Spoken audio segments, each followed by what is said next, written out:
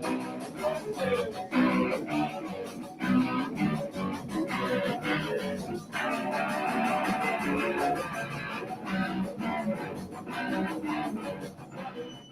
excited to see them now. As the door shut, I heard, all right, now I'm going to kick butt. Well, you got two people there who played instruments before and two people who haven't. And it's very impressive. And one person who hasn't sung before. It's really good. Michael was the only person who actually knew how to play his instrument before.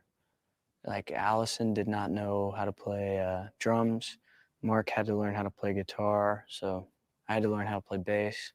It's pretty cool that we were all able to pull it together in 2 weeks, especially Allison. Drums is a hard one to learn. We are Sex Bomb! 1 second. All right, 1 moment. We're almost Sex Bomb. It was amazing to come up here and to walk into the rehearsal space and all of us just being like, okay, let's start with this. And me just being like, oh, wait, that's me. I have to count us in. We are Sex Bomb! 1, 2, 3,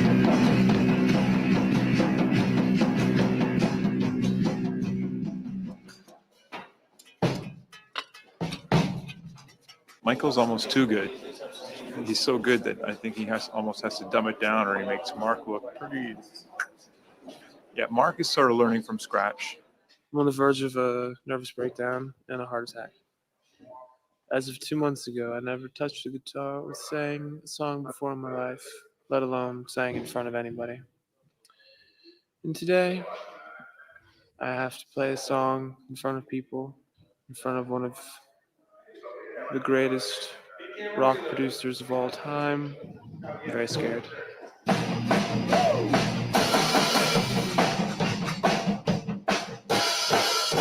Ladies and gentlemen, Mark Webber.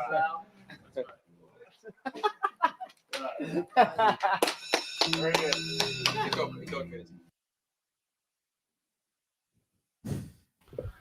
All right, welcome to Movie Night Extravaganza, the live Friday Twitch edition. I think I also put it on YouTube, so we're streaming on YouTube as well, but we're really plugging that Twitch right now. All right, I'm here as always with J. Andrew versus the world. That's a solid one. Yes. All right. I mean, I always felt personally attacked by this movie, so.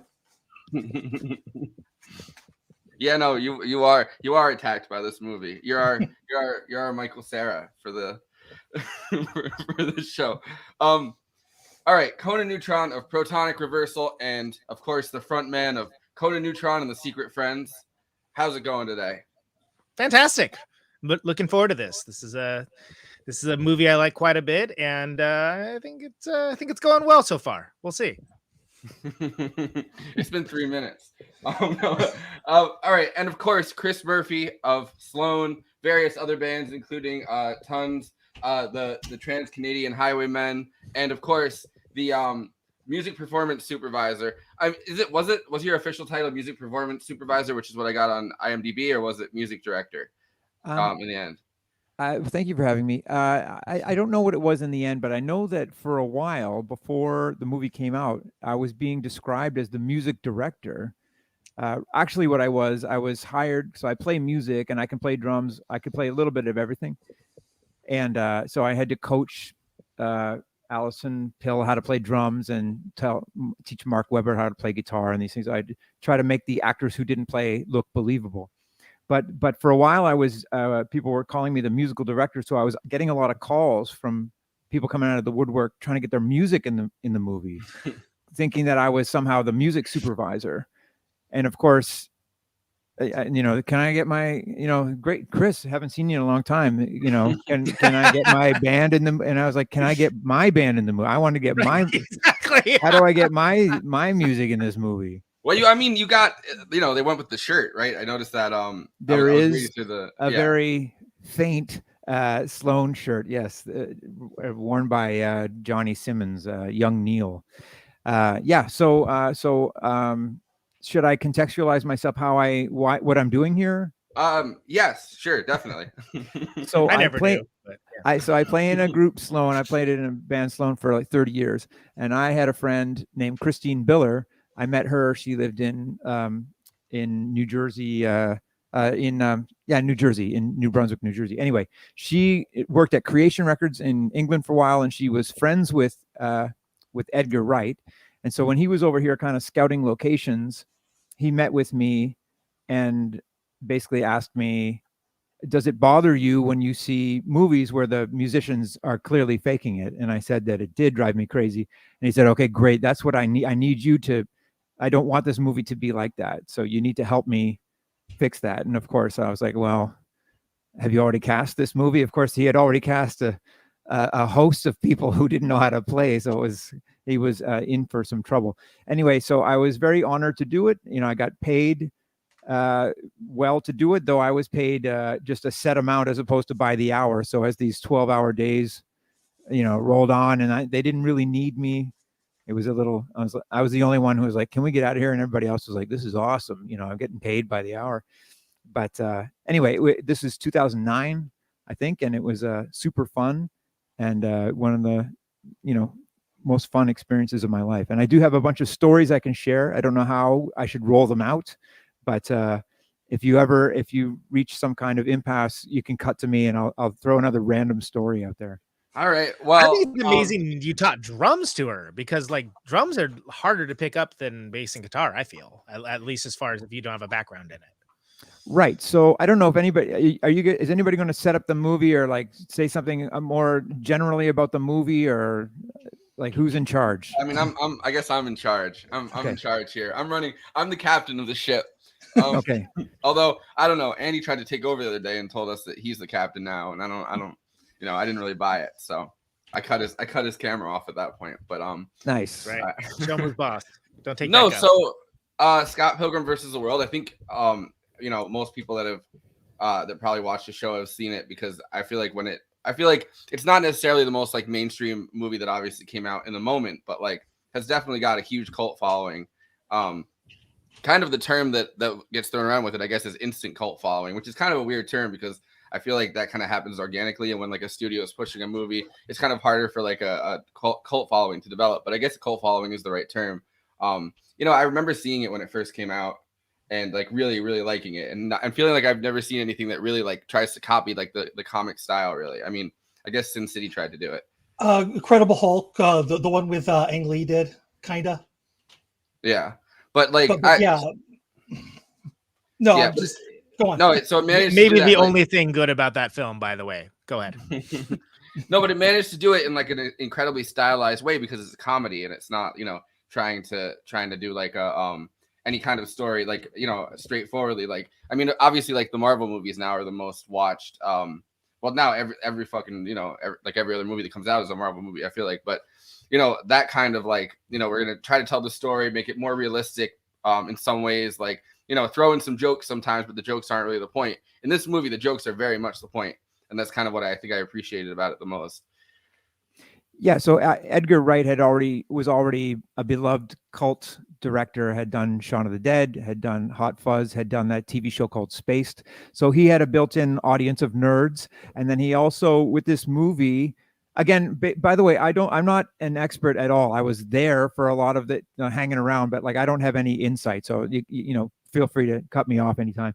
But he was trying to like, I was involved in the musical aspect of it, but it was also a martial arts movie and a video game movie. It really combined it was like this Venn diagram of nerdiness. So it was like indie rock and manga and all that kind of stuff, and Brian Lee O'Malley's comic and martial arts movies and video games. Like it really was made for Comic-Con, and it was, even though I think it was a flop. I think it was $120 million budget, I think, and I don't know how much money. I don't know anything about trades or anything, but I don't think it made big money. But I think it'll live forever because it was handled with a lot of care by Edgar, who I think is undeniably one of the great directors. Yeah, he definitely is, especially as far as like comedy is concerned. I remember I was taking I took like film classes in college,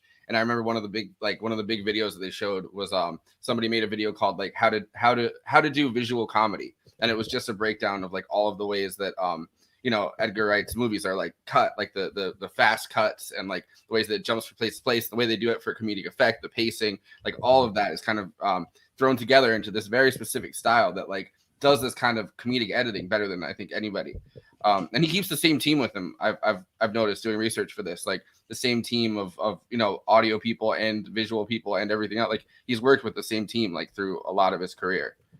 And some of the things that I observed, you know, when they would do a scene that was going into a dream sequence where Scott Pilgrim walks into a room to go to the bathroom, and then he goes back out, and then he's in some sort of dreamscape, or he's in a locker, he's in a high school or something. But that was all practical effects, where he went in through a door, and then there was about 50 people that quickly changed the hallway into like a school. Like it wasn't. I think you could have easily done it with green screen, but he was really into. He always basically does it the hard way, meaning the best way. And I think people rely on him he always delivers that way. You know, he always takes the difficult way out. Yeah. So here's a clip of him talking. So I guess they re-released Scott Pilgrim last year because it was the 10-year anniversary. So they brought it back to theaters. And so he did like a pretty impressive press run on all these different podcasts where they had him like talking about the process of making it. And so it made, you know, doing research for this episode easy, but also a long process, because then I got like, you know, sucked into watching a whole bunch of his interviews that he did last year. But this is the practical effects part of it that he was talking about. A video game, I wanted this thing where whenever there was a connection, like a fist hitting like a target, that there would be, or a foot hitting something, that there would be like a flash, like you get in a video game. So you can add that on later digitally, but it looks a lot better if there's some kind of like light source going off on the set. We ended up having these kind of like light bulbs everywhere that would be set off in a particular order. So it would be like you were going bang, bang, bang, bang. It'd be like 1, 2, 3, 4. Sometimes I'd give the trigger for the light bulbs to like Brad or like Hung Zhang, his other kind of fight coordinator, and sometimes I would do it, and I'd have my own little button, and I'd stand by the monitor going click, click, click, click, click, click, click, trying to do it in time with the hits. It's funny, but it was something like, it's a really great effect that obviously all of those light bulbs are taken out, but you can kind of see like the hits every time. And Michael Cera said that his main memory of the shoot is that he said like 2 weeks after we wrapped, he said, I still could just hear clicking, the flashing of light bulbs. He said his main memory of the shoot was like, psh, psh, psh, psh, psh, psh. And he just would hear that in his sleep. So at the end of the movie, when Gideon gets, you know, exploded into coins, we stood on top of that pyramid and we literally threw like thousands of like dollars worth of toonies, Canadian currency, down the pyramid. There was one thing I really remember about that as well, was there was one day, Michael Cera was incredibly safety conscious, very, very safety conscious, as you should be if you're doing fight scenes, but like maybe above and beyond. And if he was doing like a scene with the kind of sword that you see behind me, he would have like a short version of the sword and he would be swishing around like with the short version.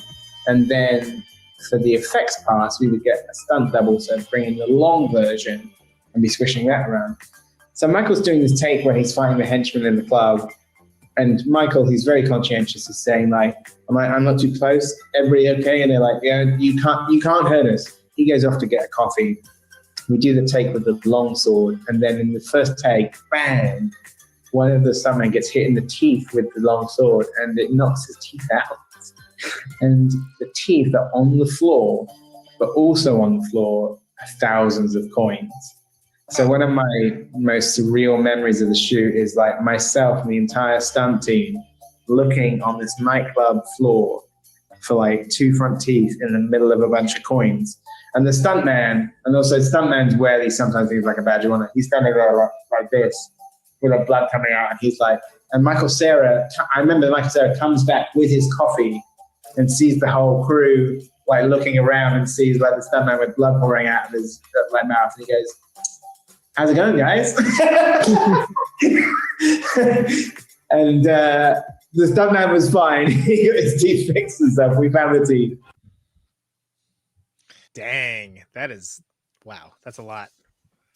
And if I remember correctly, it was Jackie Chan's stunt team that was working on the stunts and the fight coordination.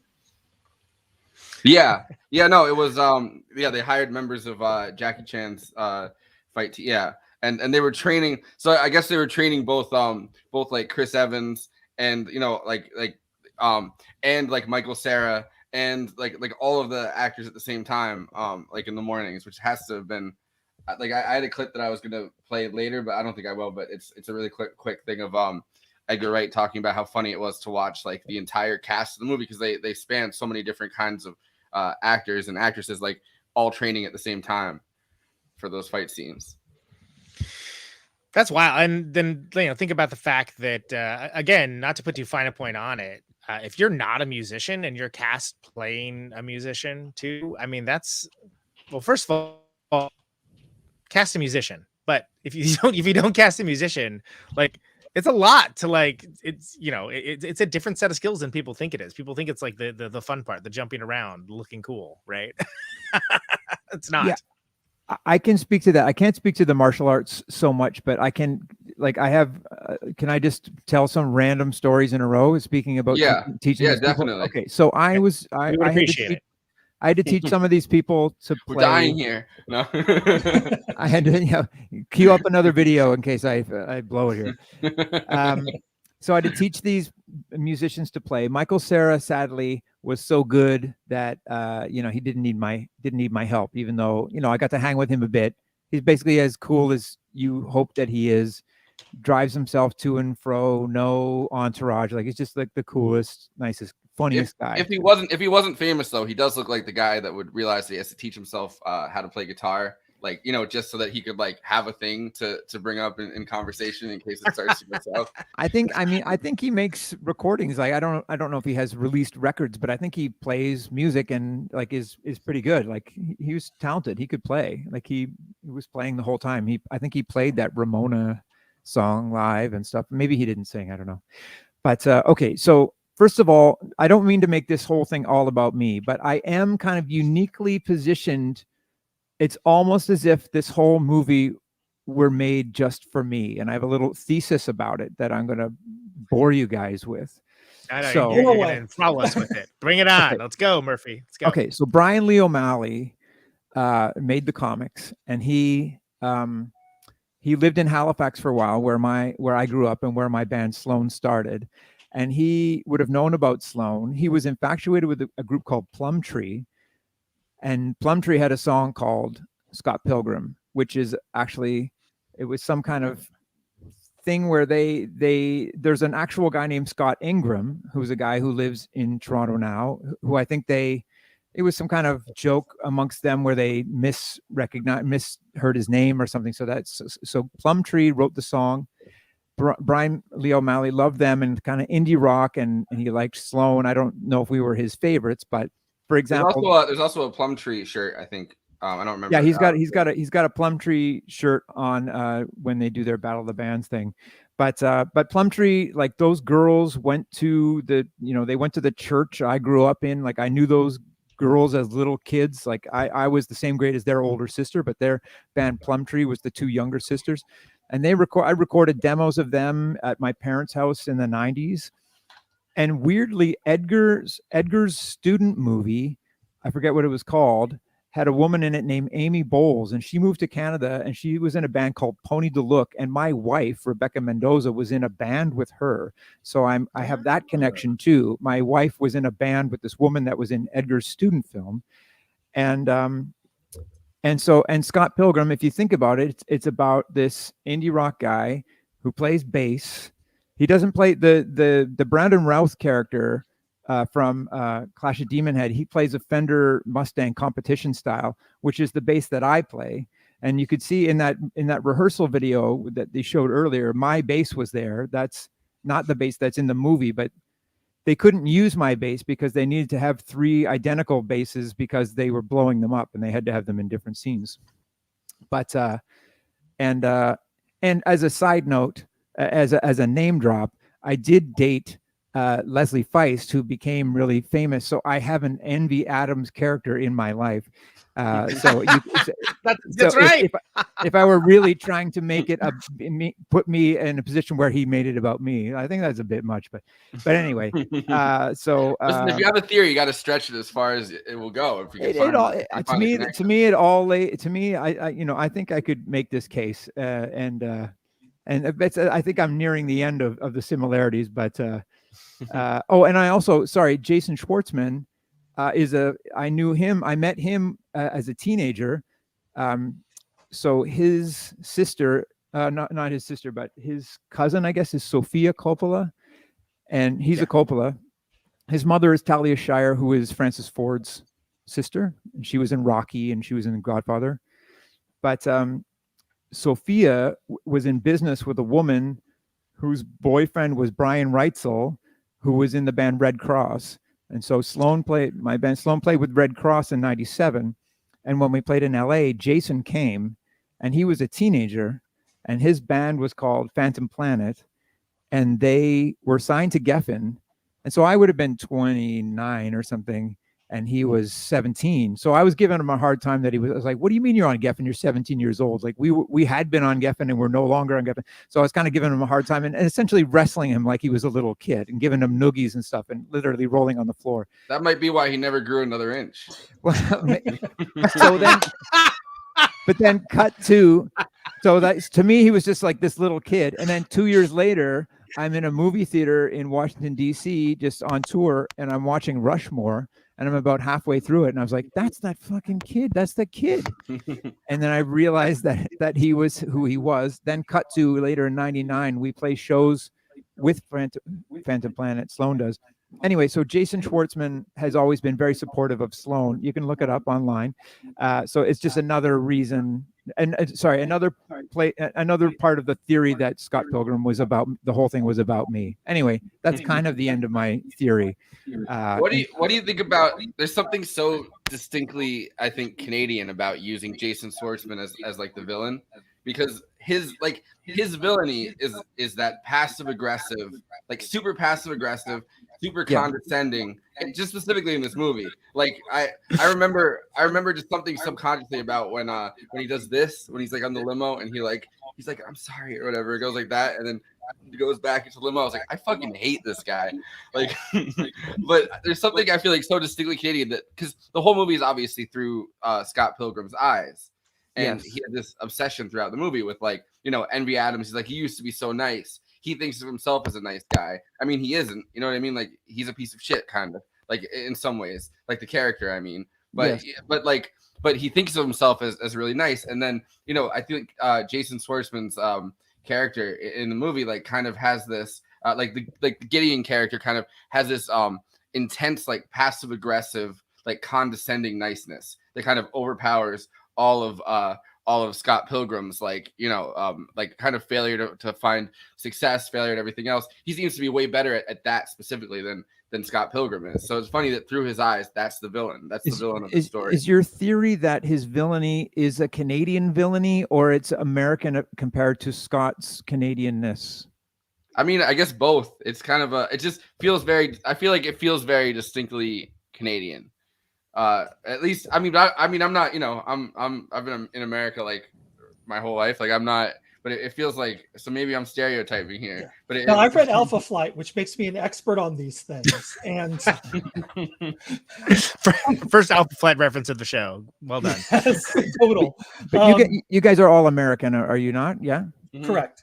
And by American, I mean from the United States. I don't actually use the word American. I'm just using it because you just use it, because politically it's not America as far as I'm concerned. Anyway, by the way, the whole world thinks that you guys are smarmy assholes like the Gideon character. It's not Canadian at all. It's very American. But anyway, I'm kind of. I mean, I think there's, you know, the part that I'm kind of comparing is through Scott Pilgrim's eyes. There's this. He is smarmy, but that's not the part I'm focusing on. It's this, like, condescending, like, cultivation of people using niceness as a manipulation, which is also a Midwestern thing in America too. I mean, you know what I mean? Like, yeah, I was gonna say, like, there's people Midwest, around here in Wisconsin. Yeah, Midwest nice is called. Like, but there's this very distinctly, because if you're thinking about the movie as going on in Scott Pilgrim's head, which is really what it is, right? Like, you're looking through his eyes at how he perceives everything going on and the ways that he's kind of culturally connecting to the world around him.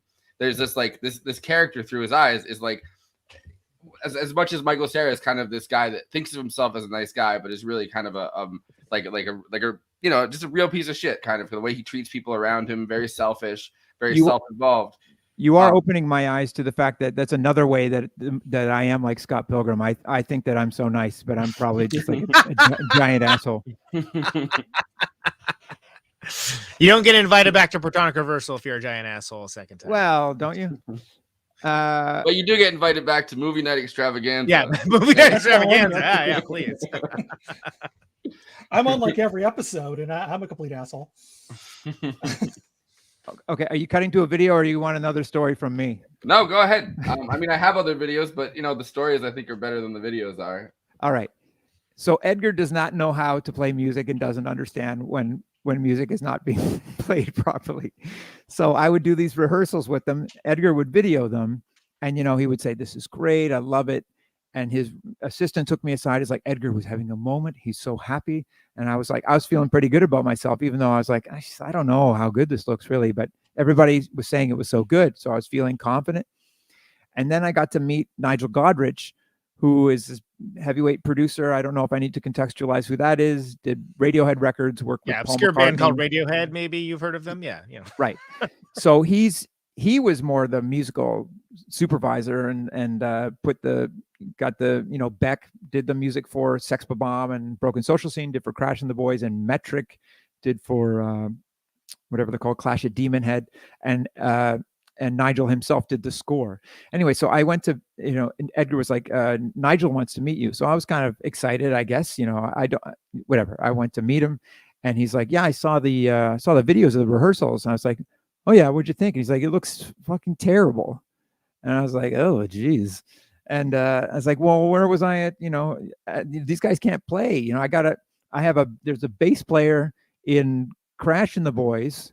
He doesn't have any lines and he can't play bass. Like, what's he doing here? Like, who hired? Like, he's the bass player with a non-speaking part and he doesn't play bass. Like, how much time? Of course, that man grew up to be Sid Vicious. How much time? How much time am I supposed to play? How much time am I supposed to spend on this guy? Like that guy's the main guy in the main band who's never picked up a guitar. I need to spend time on him. And of course, I didn't want to get anybody fired, but I think I got that kid fired. I feel bad about it.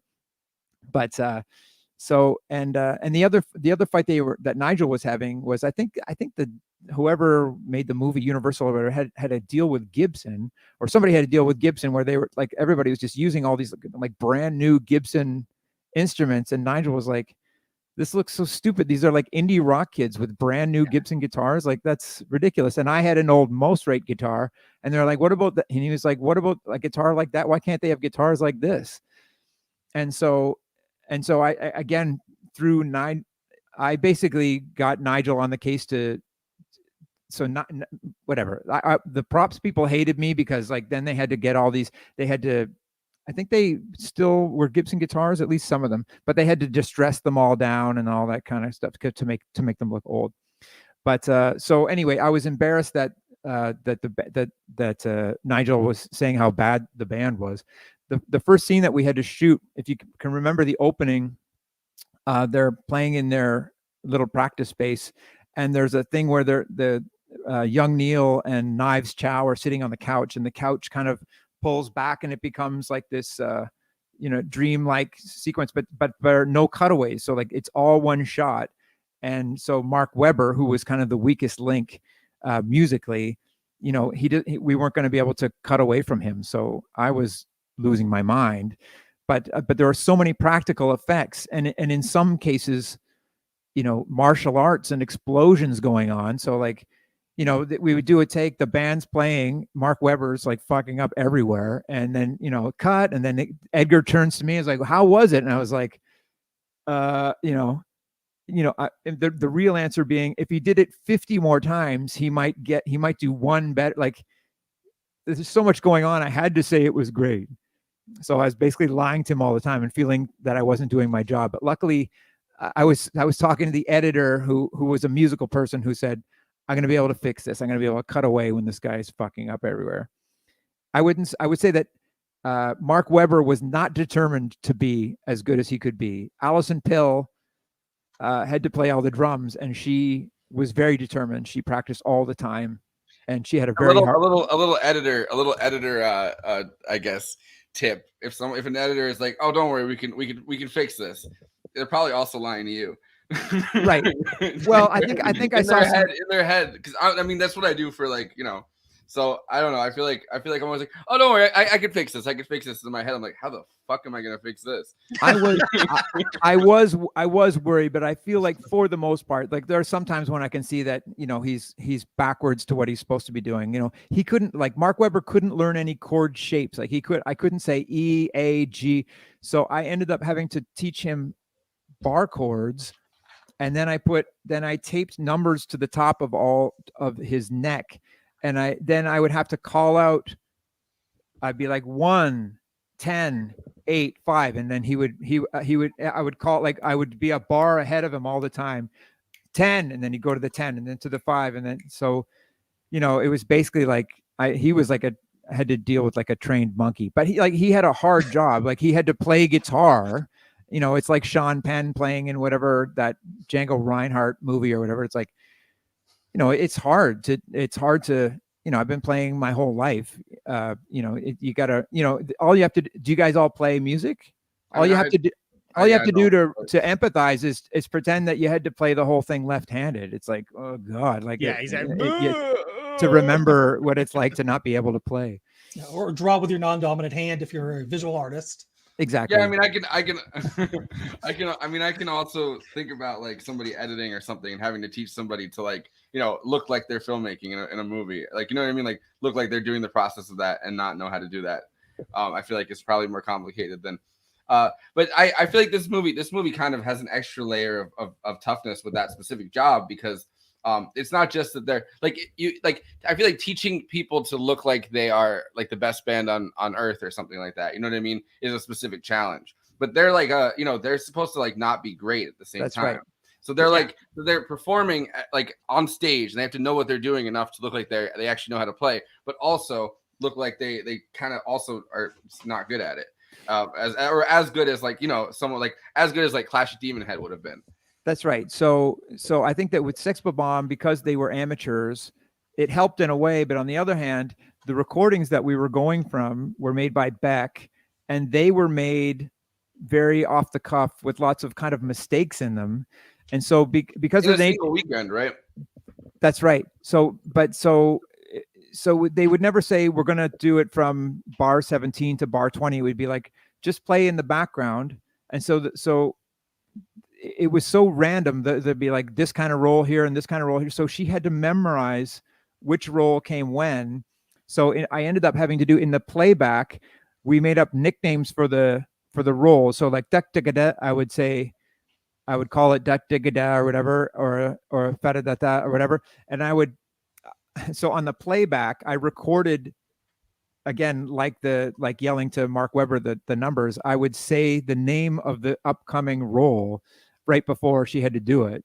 So in her playback, it would be da da da da da da da da da da, and then it would be me saying but da da da, and then she would go da da da da, like, because there was no pattern to it. It was just she had to learn this crazy sequence of events, and she would have to play the whole song while someone else is doing martial arts in the foreground or something. Like it was tough for her. Yeah, I mean, I think that'd be tough for anyone, because you're basically learning parts that, you know, you're learning an improv part. Yeah, exactly. You have to learn the improv, and so it was just pure memorization. Like even for me, I could have played the parts, but it's like, what's the next part? I can't remember what order this stuff comes in. And Brandon Routh, the guy who played in Envy Adams band, I forget his character's name, but Todd, the blonde guy. Yeah, Todd, exactly. So he didn't play at all. So he did a lot of work, but like I was thinking that he looked pretty awkward when he was playing, and he's the guy playing the Fender competition, which is what I play. So again, I guess the person with my bass in the movie is the bad guy or the giant asshole, but he worked pretty hard, but you know, he was pretty stiff looking, but he had to do all that bass solo, like is hard. They had a hard jobs. Yeah, Like, that's the pitch that I would make also, that this movie is about you, is the fact that there's literally a bass battle. Like, you know what I mean? Like in his head, the thing that he comes up with as like his like way to defeat the guy is just like, let's do a bass battle. Yeah. I mean, Brian Lee O'Malley is basically infatuated with me. I think that's what I want you to take away. If you don't That is mind. the takeaway. I want to harken back to an earlier point, if I may, Forrest, that I think this movie doesn't work if everybody's playing instruments that look like they came off the rack at Guitar Center. Like, I think that like that doesn't work at all, especially because like maybe for the Brie Larson's band, okay, sure, like they've got like the Gibson endorsement or whatever. But if you saw like this like ramshackle little punk rock band that like is barely holding it together and they got brand new instruments, I would be like, no fucking way. No Of way. course, And every yeah, other no. musician would feel that way too. No, that was Nigel Godrich's point, and it was Yeah. like it's sort of a piss off to these props guys, but in the end it was good. And in the comic book, because Edgar was such a slave to the comic, he really wanted, the kid that he hired that had no lines, that he didn't play bass, that was the bass player. I think he just looked like the guy in the comic, so he was excited about this kid being in it. But it was like, it's going to take this guy like 3 weeks of solid work to do his scenes. Like it doesn't make any sense. But yeah, so I forget what my point was. But Well, the moral of the story is hire more musicians to be in your movies and give us lots of money. That's yes. More musician actors. I mean, let me be honest here. Like musicians have to have a certain kind of charisma to get up on stage and perform. And same thing with acting. Like it's a very similar like starting point right there, which is why Bon Jovi found success acting. What's his name from the E Street Band on Sopranos? Steve Van Zandt. Steve Van Zandt. Yeah, I mean, like there's it's. I think it's easier to have a teach a musician how to act than necessarily having a actor learn to become a musician. But that being said, though, Alison Pill really like I don't know. I thought she looked fine to me, even though I thought she was great. Yeah, I mean, she started with nothing, and she worked her ass off, and she had to play a whole bunch of like punk rock stuff. Like she did it. I thought she was great. I thought, honestly, like the thought never occurred to me that she didn't know how to play. I just thought she was like, oh, that's cool. They got someone that can play punk rock drums. So that's literally what I thought. So there was there were two other drummers, and they were all women. Or what? I think it's safe to say one was a girl. The little girl who played in the little Asian kid who played. Yeah, where they're like she's a girl. She was 9 or something. She's a boy too or something, and then yeah, she, exactly. That's a good throwaway bit. I'm not gonna lie. I worked with her a lot too, and she was pretty determined to do a good job. She was like, she worked really hard. And then the other woman was Tennessee Thomas, who is the daughter of Pete Thomas from The Attractions. Really? Yeah, she was the drummer in Clash at Demon Head. And she was good. Like, she's a drummer. She's good. Yeah. I wouldn't say she was determined to get her, like, to learn the specific roles. Like, she didn't, like, she was kind of rolling her eyes at me, like trying to teach her that stuff. I didn't really work with her that much. Like, she was basically telling me to fuck off the whole time. But anyway, she's a good drummer, but she wasn't that nice. What else was my other point? Are they ever though? No, drummers. Drummers? Do you guys know who Don McKellar is? He's a like a writer, director, actor, character. He wrote a movie called The Red Violin. He wrote a play on Broadway called The Drowsy Chaperone. He had a show up here called Twitch City. Anyway, and he made movies, Highway 61 Revisited. Anyway, I can't remember everything, but he's like the coolest, funniest guy. He was a buddy of Edgar's as well, and he has a cameo in that great scene up at Casa Loma where he's about to call action. But what's the name? What's Chris? What's the skateboarding hunk's name? Chris Evans. Chris Evans. Chris Like, Evans. I only remember which Chris it is because he was in Snowpiercer. I was gonna say from Snowpiercer. Yeah, exactly. Yeah. That's gonna say. Yeah. Anyway, Don McKellar is the guy who's directing that movie. That's the movie within a movie, and he's like, and then Chris Evans says action, like he takes it from the director, kind of thing. It's a very funny funny scene. Anyway, he's a Toronto guy. It really is. I don't really mean that this movie has anything to do with me, but what it really is kind of a love letter to Toronto. And Edgar was good at trying to do that, but I think Brian Lee O'Malley, the books were really like, it's a real love letter to Toronto that I could go on about more. But did you know the comic books beforehand, Chris? I didn't know anything about that world at all. No, and I didn't know Brian. And his love for Plumtree and that kind of thing.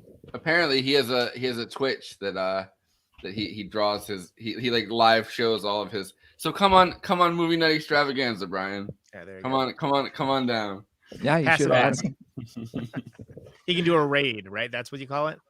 Yeah, yeah.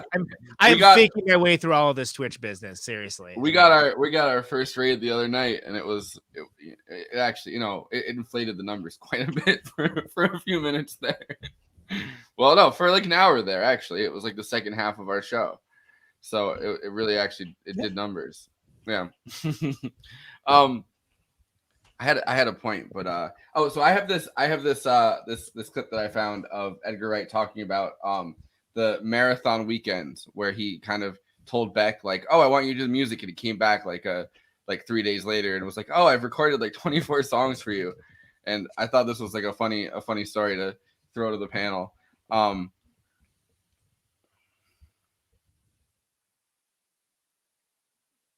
One weekend, he wanted to do the songs, and Nigel had worked with him, but he wanted to work off, I think he was working off an A-track or something that he just had at home.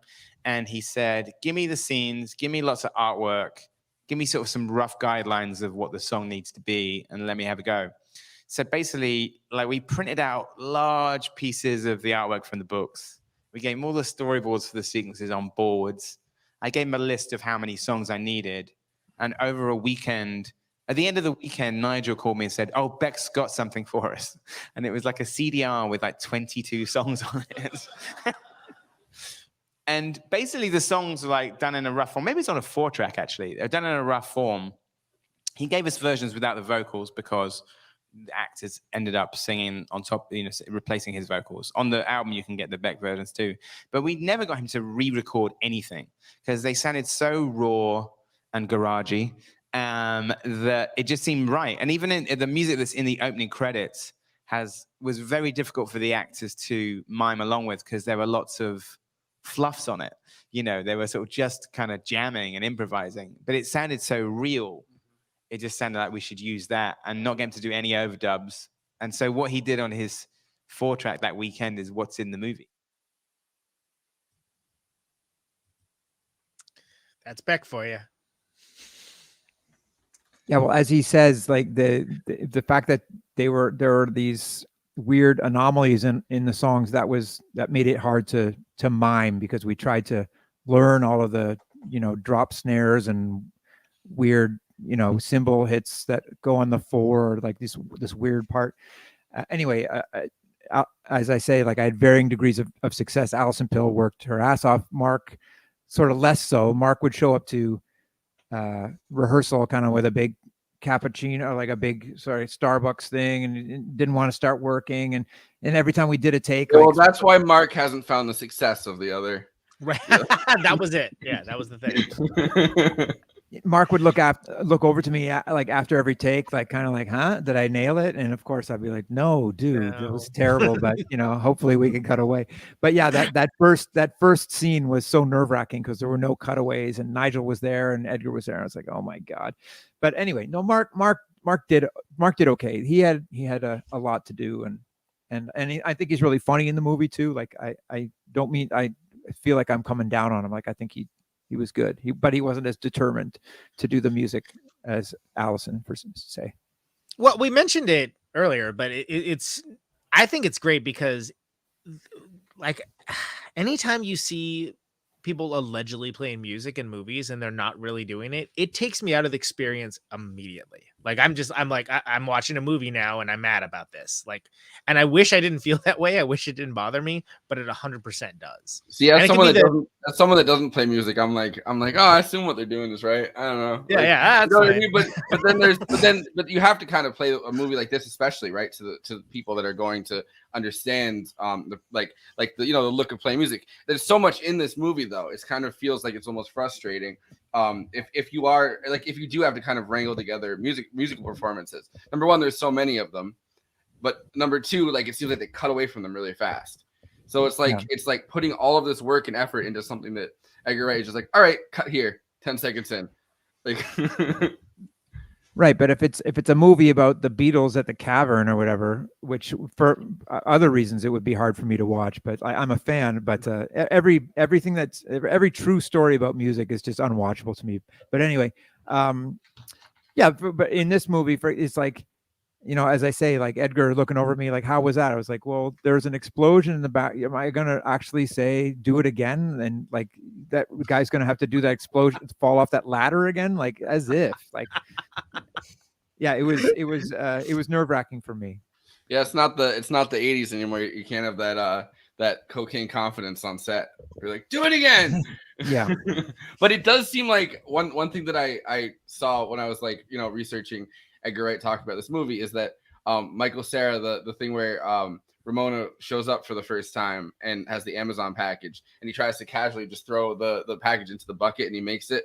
Apparently, it took 37 takes or something, or 32 takes of him trying to throw something into like. So it seems like it's funny what is put in as like a bunch of takes, or what they do want to get perfect.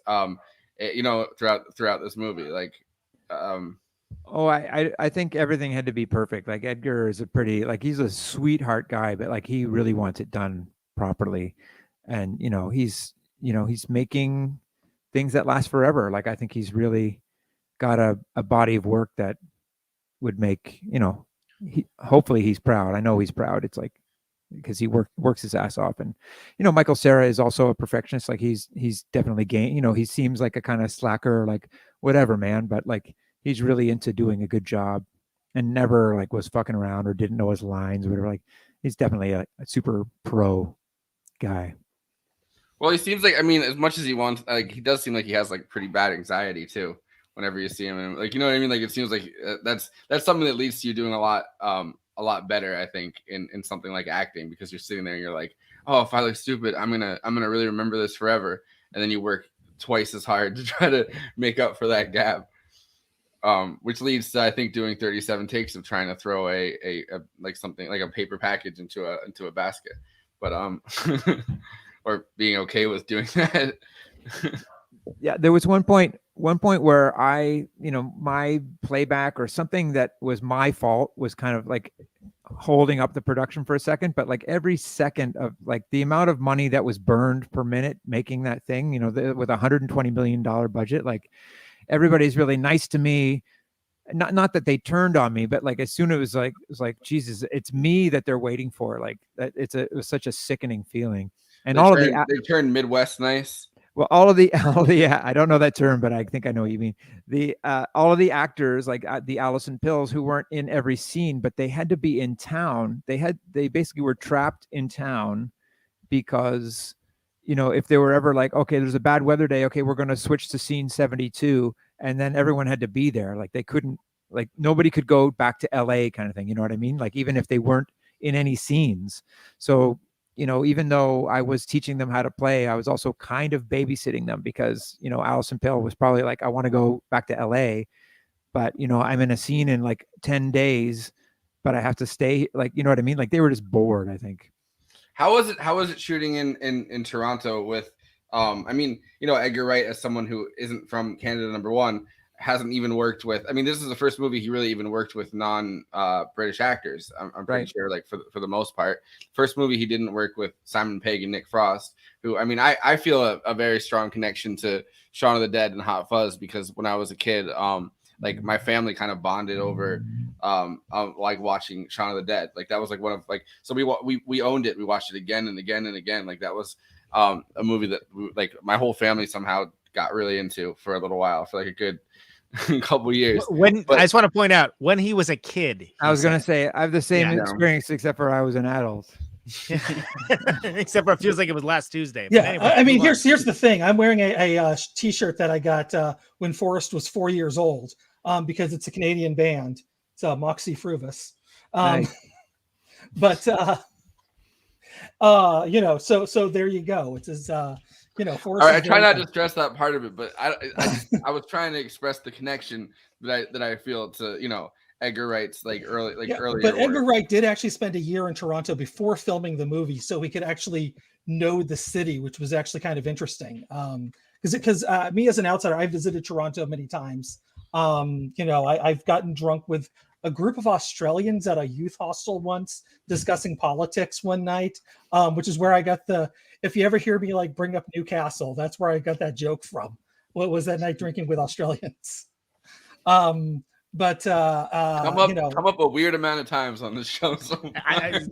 You keep interjecting in the conversation, so it's hard not for it to come up. But yeah, and I mean, I even got money from a homeless person in Toronto once. So that's when it's time for a haircut. That's the most Canadian story I've ever heard. I feel like. So. I have a tiny sidebar story. So when they did the scene at the place that's called Lee's Palace, which is a real place, they did it up like Lee's Palace in the old days, because it was the old Lee's, and then they revamped it, and there's new Lee's, which still exists, where I'm playing with my band Tons, and you were nice enough to give me a little plug. I'm playing there this December. Anyway, they had it done up like the old Lee's, and so my band is so old that we played the old Lee's, and we played it so long ago that we played it the night we played at Lee's Palace. We lived in Halifax, but we played in Toronto. Our big show at Lee's Palace was the night that the Toronto Blue Jays won the World Series, and so we're waiting to play because there were a whole bunch of TVs in the old Lee's Palace, which it shows in this movie. And everybody was watching TV, and we just said, well, we're not even going to start until, because everybody's watching TV. We might as well just wait till the end of the game. And then the Blue Jays won the World Series, and everybody left. So I was like, oh, okay. That's because you want to hope that the end of the story is that everybody was in a And everyone celebratory went mood and had a crazy. great time with the rock show. They were in a celebratory mood, and then they ran downtown. Anyway. Damn. Yeah, because that was how Leafs Palace was whenever I saw Fruvis there with Sarah Celine and the Supers.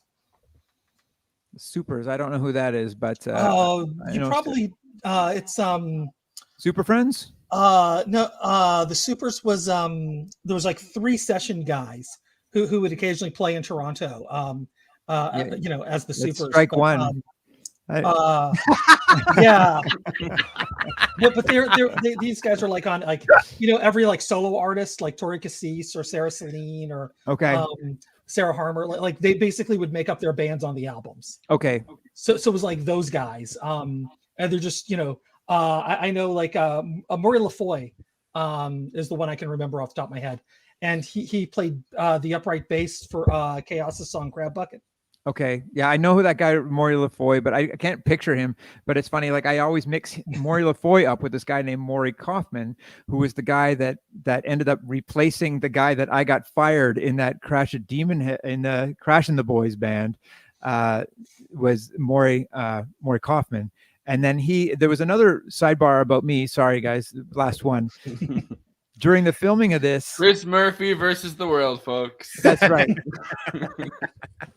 During the filming of this, I got hit by a car and knocked unconscious and broke my collarbone, and kind of got banged up. And then I did a lot of this movie, but I ended up not doing that scene with the DJs or the guys playing keyboards, the 2 Asian guys, when they sort of have the simultaneous battle of the bands. I didn't do that scene when they play Threshold.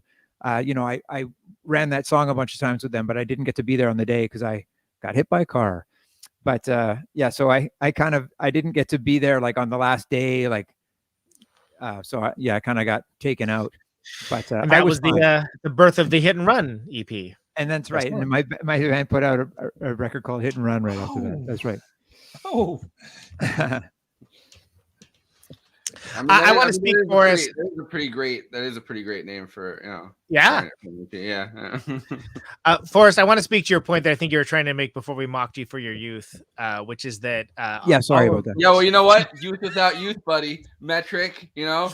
We're just bringing it all jealous. together, putting it all together on an endless jealous. cycle. And we're going to steal it from you. But anyway, I heard that's what Twitch is doing. Yeah. That's working class spirit. Never mind. There's a plug-in for it. But like Shaun of the Dead, like Hot Fuzz, all those, there is a certain like feel and fun, kind of a sense of adventure to them. That the idea, I like to think of like, what if there's like an alternate universe where Scott Pilgrim was a huge hit? Like, what would movies look like now? Because it's very, even though, yeah, it comes from a comic book, but it's a very original kind of story. And the way it's shot and how it all puts together, like that would have like changed, like at least, you know, not franchise wise, but that would have changed like how like popular films, I think, were for like the next like 10 years or so. Of course, it wasn't. So this is all just conjecture. But I mean, I think it's a wildly inventive film. Yeah.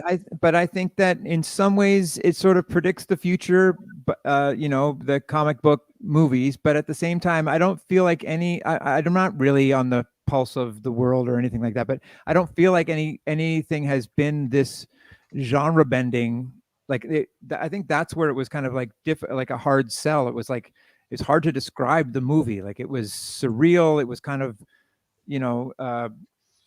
I mean, I'd say it's more than genre bending. It's kind of throwing all these things out that like really would be what somebody like Scott Pilgrim or, you know, anybody in his band would be into, right? Like playing video games, like, you know, reading comics, like all these different interests that they have. It's kind of throwing all of that out at you. And I mean, the comic is the same way too, because like when the comic was published, it was published in the same kind of small format that the mangas were published in, which because that was a big influence on Brian Lee O'Malley. And I mean, mangas are very different than what we get in this, you know, the Americas, because, you know, we're used to our floppies or whatever, but they don't have, whenever they publish monthly comics, they're actually like big magazines, which has like 47 stories and people vote on their favorite, and then they get collected into these little books. And those magazines are like trash. They like leave them on subways, whatever, nobody cares. But then they have the nice library of all the little the mangas, you know, lined up on their you know, that they collect together. Hey Chris, can you tell that Andrew does comics? Yeah, so you were aware of the Scott Pilgrim comics or no? I was, yes. I hadn't actually read it before the movie came out. But it was on my radar. I just honestly, I kind of was like, there was a lot of bad knockoff manga stuff that was coming out around that time. And I didn't have anybody grabbing me by the shirt collar going, read Scott Pilgrim. Right. Because I know Dave Toby, who was Moxie Rivers' store manager. I know he was your friend at least 20 years ago, because you were hanging out with him at that bar. And he's putting out your social life. Yeah, right here. No, well, we used to always talk comics is why I bring him up. You know, he was always telling me about stuff that I was totally missing, because I was, you know, hanging out for a while at a comic book art museum with like the co-creator of the Ninja Turtles and whatnot. So I was getting a whole other group of comics. So like I kind of missed Too Much Coffee Man, and that was like his jam.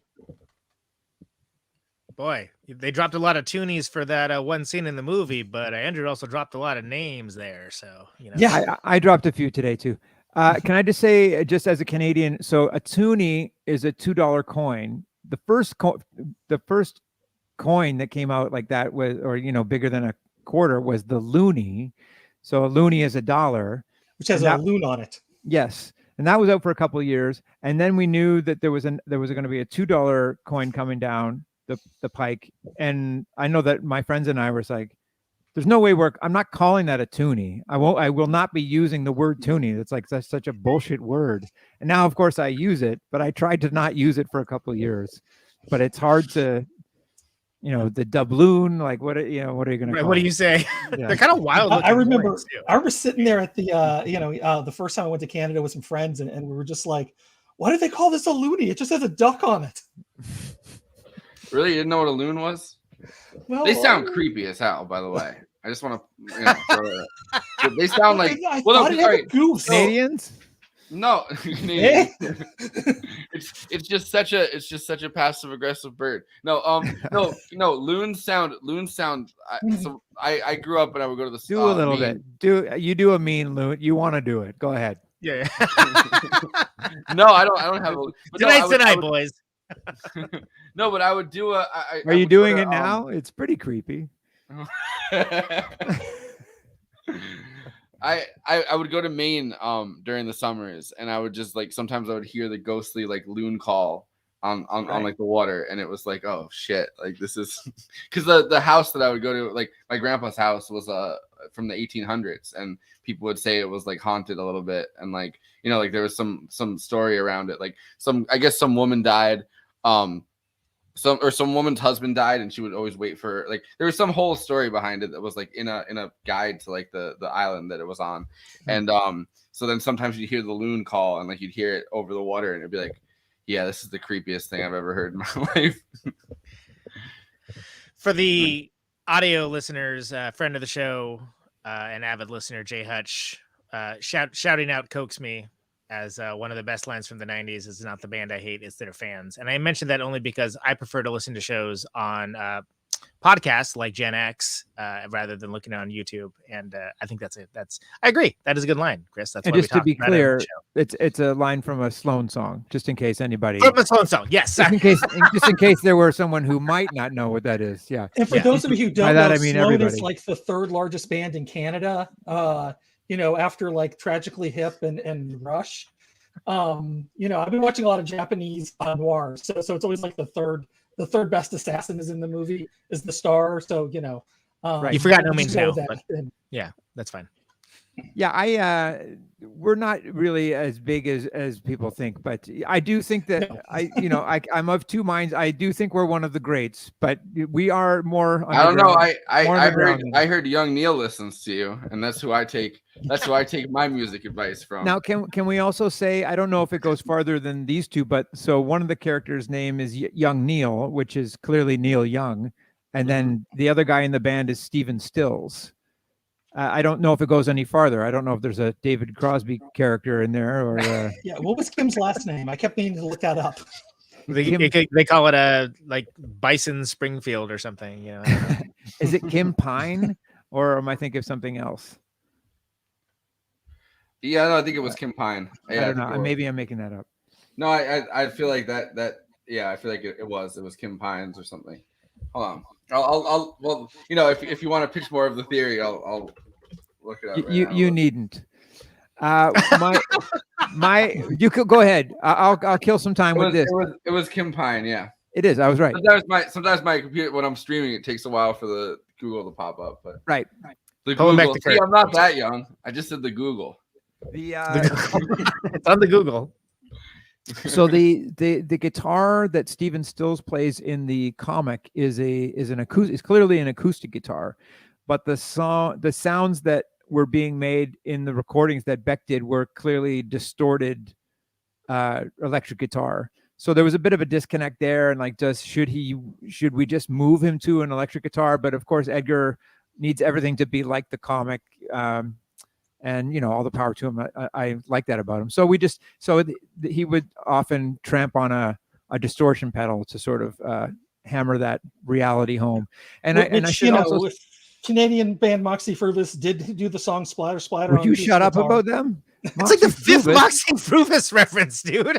Sorry, it's like when am I going to get to talk to them about them on a? Are they paying you under the table? Like, what's happening here? Yeah, I'm just kidding. You should talk about them more, I guess.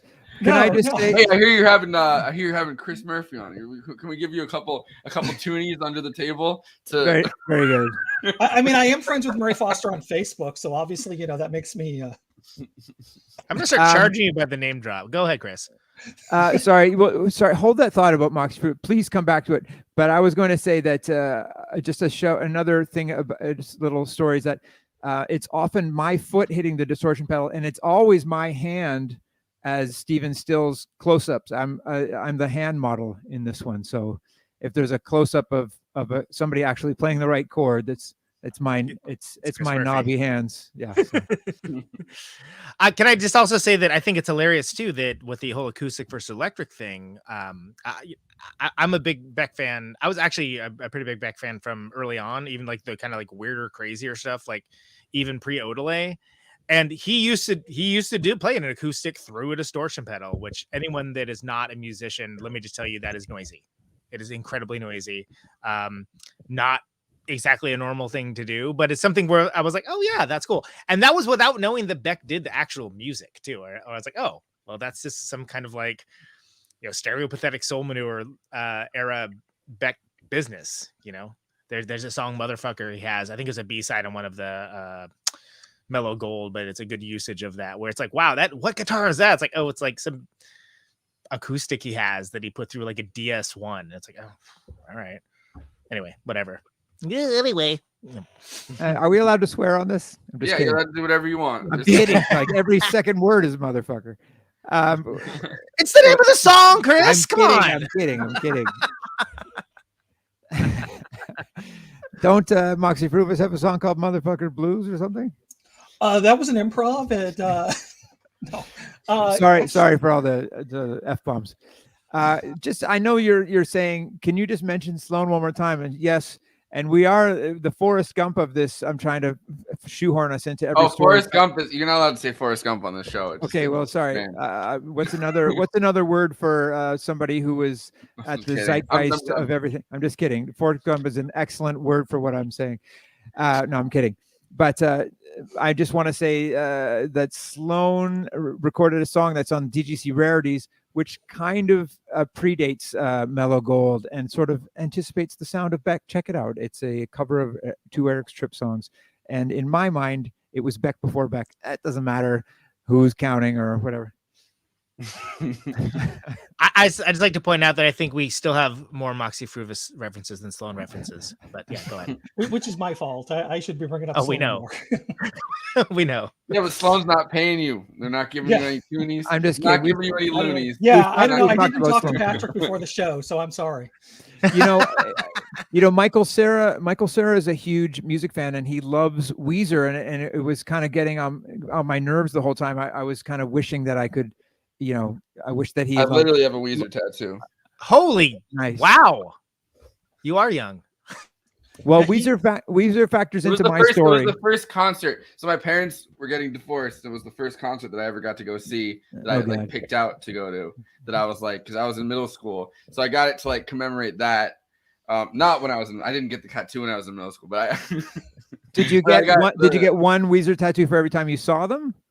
No, it was just one that I saw that looks cool. I was looking for ideas, and it was like one of the first tattoos I got, one of the first two. And I don't know. But how many do you have? Like, how many times does it say Weezer down there? Well, it just turns into a bird, which is the most basic shape. Oh, okay. Listen, if I was myself now when I was 18, I wouldn't have probably gotten any tattoos, or maybe I would have gotten like one or two and really tried to figure out what to get. I didn't do that. No. I just decided, hey, I wanted an identity at 18, so I just covered myself in like 8 tattoos. Right. And they're there forever. It's like no. Moxie. Fruvas. you guys know the Rocket from the Crypt thing, right? That they had a thing that if you got a Rocket from the Crypt tattoo, that they would like get you into like any show. And they eventually enough people did it. They're like, hey, we can't do that anymore. Yeah. Well, I didn't know what band it was, but I have heard that legend. It's pretty fun. John Reese tells it better, but that's a good policy. I like it. There's like a fast food restaurant that did that too, and they still have people coming in with their tattoos. Of a fast food restaurant? Yeah, it was like Whataburger logo, kind of like the Weezer logo. Maybe you can kind of like. Yeah, but I did. Maybe I only ever went to a Whataburger this year. Like that was the first time I ever, was. Oh damn! I think Andy froze and he's out. Plan some trips to Texas to go get there COVID, respect women, and get some free food. Yeah, go ahead. Nice. I'm your biggest fan. I love things that taste like McDonald's but aren't. Just what because everyone was like blowing, like everyone was like, "Oh, Whataburger! I tried it this year. It tasted like McDonald's, but it wasn't McDonald's. I don't like McDonald's, so like." Presenting our new sponsor, Whataburger. Yeah. Anyway. Oh, and Whataburger it is, folks. That's the go. I had something to say, and I don't remember what it was. Yeah, but 17 minutes ago, probably. Yeah, but that's fine. I can't believe you have a Weezer tattoo. That kind of blows my mind. I would not expect you to have a Weezer tattoo. That's yeah. Well, so right before the show, Jason was commenting on a Facebook post, and like, it was a Radiohead joke where it was, it said, Radiohead makes music for people that look like this, and then it was Adam Freeland from Cumtown, which I thought was like a hilarious like reference or whatever. And then Jason commented underneath and said, actually, for people that look like this, and it was Rivers Cuomo, and like, but with like a creepy mustache. Yeah. So then I was like, oh fuck, I'm not gonna tell him about my Weezer tattoo. You know, it's good policy. So to quickly, just a quick sidebar, Forrest Gump. Out of that hole. Well, just like Sloan one time went down when we have a mutual friend with Weezer, and we were in Los Angeles in 2003, and Weezer Rivers was making some demos, and we went to his rehearsal space, and we a bunch of demos as his band. Like I think one of them, I feel like we did Unbreak My Heart by maybe Mary J. Blige or something. Like it's not really, wow. I don't, and he did some crazy ones, and maybe a song called Little Diane or something that came out on some solo record or something. But anyway, so I have a tenuous connection to that too.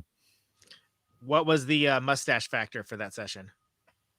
I would say that he didn't have a mustache, but we went bowling with him, and we were joking that he was there with a bunch of kind of people that were kind of handlers of his, and they all seem to be like really, so like he bowled a strike at the same time as, or like Patrick went up from my band and bowled a strike and no one said anything, and then Rivers bowled a strike and everyone went ape shit. It's like, yeah. And then we were like, anyway, we're just joking that everybody's kind of like over validating him constantly, but whatever. Like I think he's a talent and all that kind of stuff. I have nothing against him. Well, Patrick's a better guitar player too, and a better soloist. Maybe someone's got to overvalue him because fans of Weezer hate Weezer. That's like the classic thing. You know what I mean?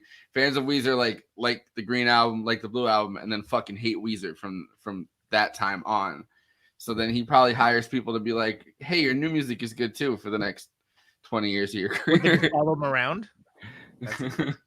I guess I know of that truism. I don't know how true it is. I think they still do pretty well.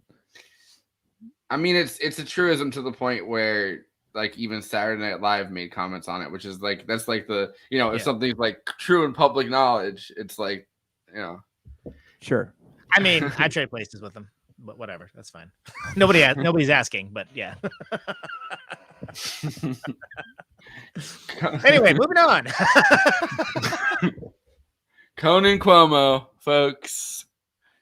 I would change if my name was, if I had any connection to Cuomo, like any of that, I would change. Oh yeah, these days especially. Did that Chris? Did that get that news and that whole scandal get up to you? Sorry, what scandal?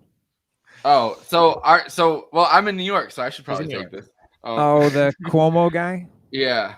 Yep. Yeah, I don't know anything except for something bad or something. I don't know. Well, all right. So I kind of go deeper onto this than I think even people in New York do, because I was working like at the Capitol. Like I did an internship like at the state Capitol when I was like younger, when I was in college, because they had like a SUNY newspaper that you weren't allowed to actually say anything about politicians at all besides whatever they put in press releases. That sucked. But Andrew Cuomo was our governor, and his dad before that, Mario Cuomo, was our governor for a long time, and was supposedly this like liberal icon. But so everybody in New York hates Cuomo anyway. And then it was revealed during the pandemic after after all these newspapers really blew him up to the point where they were saying, I wish I had this on hand for this, but it was like there was a New York Post headline that was like, New York women are coronavirus crushing on Andrew Cuomo. Is he single? Like that was literally the headline in the New York Post.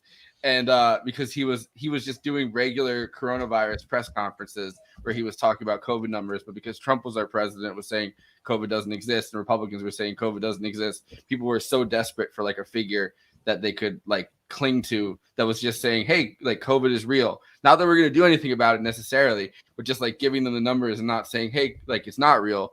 That people really overinflated Cuomo as this figure, and then it was revealed that he had like sexually harassed 11 women or something that were working for him and were around him because he was divorced at the time, and it seemed like he was going through like a very just a very bad place anyway. And then on top of that, like if you're suddenly like a really hated person that like, you know, because he's a despised person that suddenly has like and also kind of acted like a dictator his entire time as governor.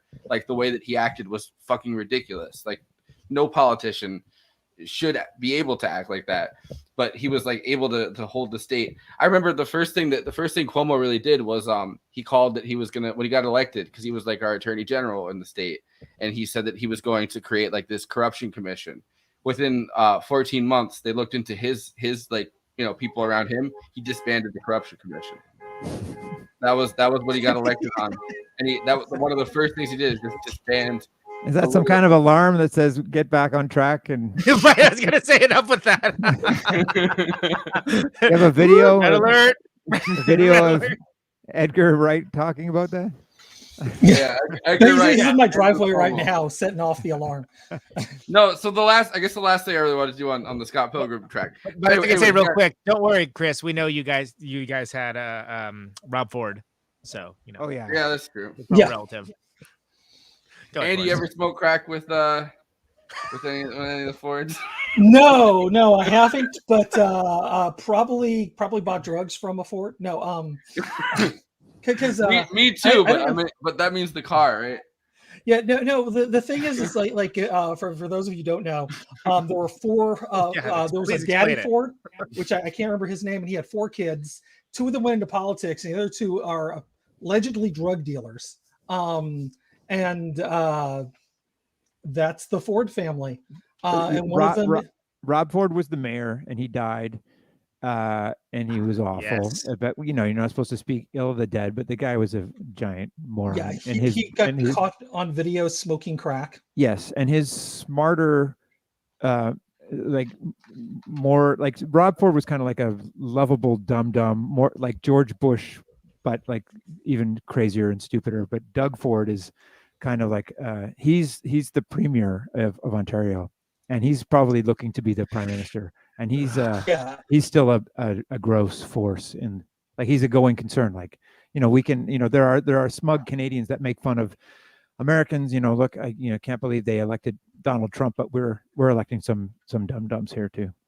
Well, I mean, that's really the thing. Conservatives everywhere, really. Like, you know what I mean? Like, it's always the smart, very evil ones that exist. And then, you know, there'll be periods where somebody like Bush or Trump is elected to a big office. Everyone's like, oh, they're so dumb. But those aren't the ones you really have to watch out for. I mean, Bush was, but it's the people around them and like the much smarter, much more evil conservatives that like exist in the shadows that are like, you know, because people really, when people look like they're technically, well, Karl Rove is a perfect example. Like when people look technically able and technically whatever, like liberals kind of get complacent, a lot of them, and they're like, well, at least it's not this, because whatever is coming down the pipeline, they're like, well, that's a shit show. But the shit show really can't get much done, you know, for the most part, and it's the like deeply evil, like technically competent people that can. That have no different policy. Like who the fuck cares what they're doing besides the policy agenda of it? You know what I mean? Like, I don't mean to keep the political thing going on the Scott Pilgrim thing, but one just quick aside is we joke in Sloan that when we play the states, we usually just play blue states, but we played in Wisconsin the day after Trump was elected, and that night, or we were crossing the border that night, and we played in Madison the next day, and I said, yeah, we don't normally play these red states. And everybody was like not laughing. It was not funny. Yeah, because purple stayed and blue this time, by the way. You're welcome. Oh, is it? Well, yeah, Wisconsin was never. After I moved here, it's blue. And I'm wearing Madison blue. Coincidence? I think not. Madison specifically is very, very far left. It's the enclave, yeah. Dane County is one of the most vaccinated counties in all of America, by the way, and that's one of the reasons why one of the only shows we played this year was in Madison, because I felt better about that than like going to say Texas or something. Just to shout out to give more grief to Texas. to Madison, I did work from the Arthur Cole Riggs gubernatorial race where he was running as a Lincoln Republican against Scott Walker. Because there was like some fake Democrats that were like just Republicans running to tank the primary and to split up the vote more. Wow. So he ran to kind of keep the Republican voters honest. And in Dane County, he got 25% of the vote, of the Republican vote. And you're not taking credit for it, but we all know that. No, it was my artwork and my my very Everyone bad. knows it. People are talking about it more and more. Yeah. Anyways. Yes. People are talking about it. So the last thing I really want to talk about with this is I want to talk about like the comic elements. Please, for the love of fuck, please put it back on track. Thank you. All right. Oh, but I want to talk about the comic elements of this and give Andy a chance because I grabbed a bunch of screenshots and Andy sent me something from Understanding Comics, which when I was a kid, honestly, my mom was teaching graphic design and Photoshop and stuff. So she used to carry around a copy of Understanding Comics. So when Andy sent me that, I was like, oh shit, I know this book. But anyway, this is a clip to start, and then I'll put up the Google Drive where I have the screenshots of it, and Andy can kind of take us through some of it. And then, we'll give our final thoughts and it's painless from there. The idea of doing something like Scott Pilgrim that was actually, had some similarities to Space in the sense that it had an opportunity for magical realism and to be really visual in a way that wasn't tethered to kind of like planet Earth was really interesting to me. So I said I was interested. And then the funny thing that happens like with Hollywood studios is they're like, great, this is his next movie. And it's in the trades, and I'm the only one going, hey, do we want to wait until he's written the rest of the series first? And they're like, oh, the attitude sometimes of like execs and studio execs is like, go, let's make it. Well, I was the only person sort of saying like, why don't we wait and see what the rest of the comic is? Like, maybe that would be a false economy just to leap right into it. So during that period, me and Michael McCall are already talking. Like I'm talking with Brian the entire time, and me and Michael are just reading what Brian is like writing. And so I think then by the time that we actually were going to start making the movie, there were 3 volumes released, and Brian had written the rough outlines for the other 3, although we didn't exactly follow those outlines, and he didn't exactly make those into the final 3 books. So there was a sort of point where it kind of like naturally diverged. So one of the reasons I think that the movie looks so close to the comic is because we had full access to Brian, and he could literally tell us what locations he had drawn. Sometimes he had the photos.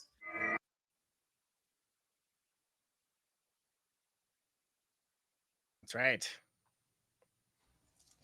Yeah, I mean, the location wise, just for me wandering around, I was like, when I first watched it, I was in the theater and I was just like Leonardo DiCaprio, pointing at the TV set going, hey, I know that. So like, kind of, the movie definitely captured Toronto in a way, as like somebody who's been there.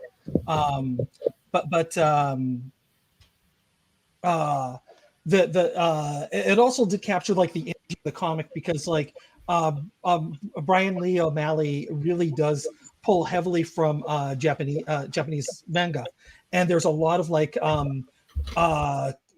cuts to the faces, like all of a sudden like Nai's face goes blank, and they have like this almost like they animate like these big bug eyes and mouth, which is like a shorthand in manga, oftentimes for like particular expression and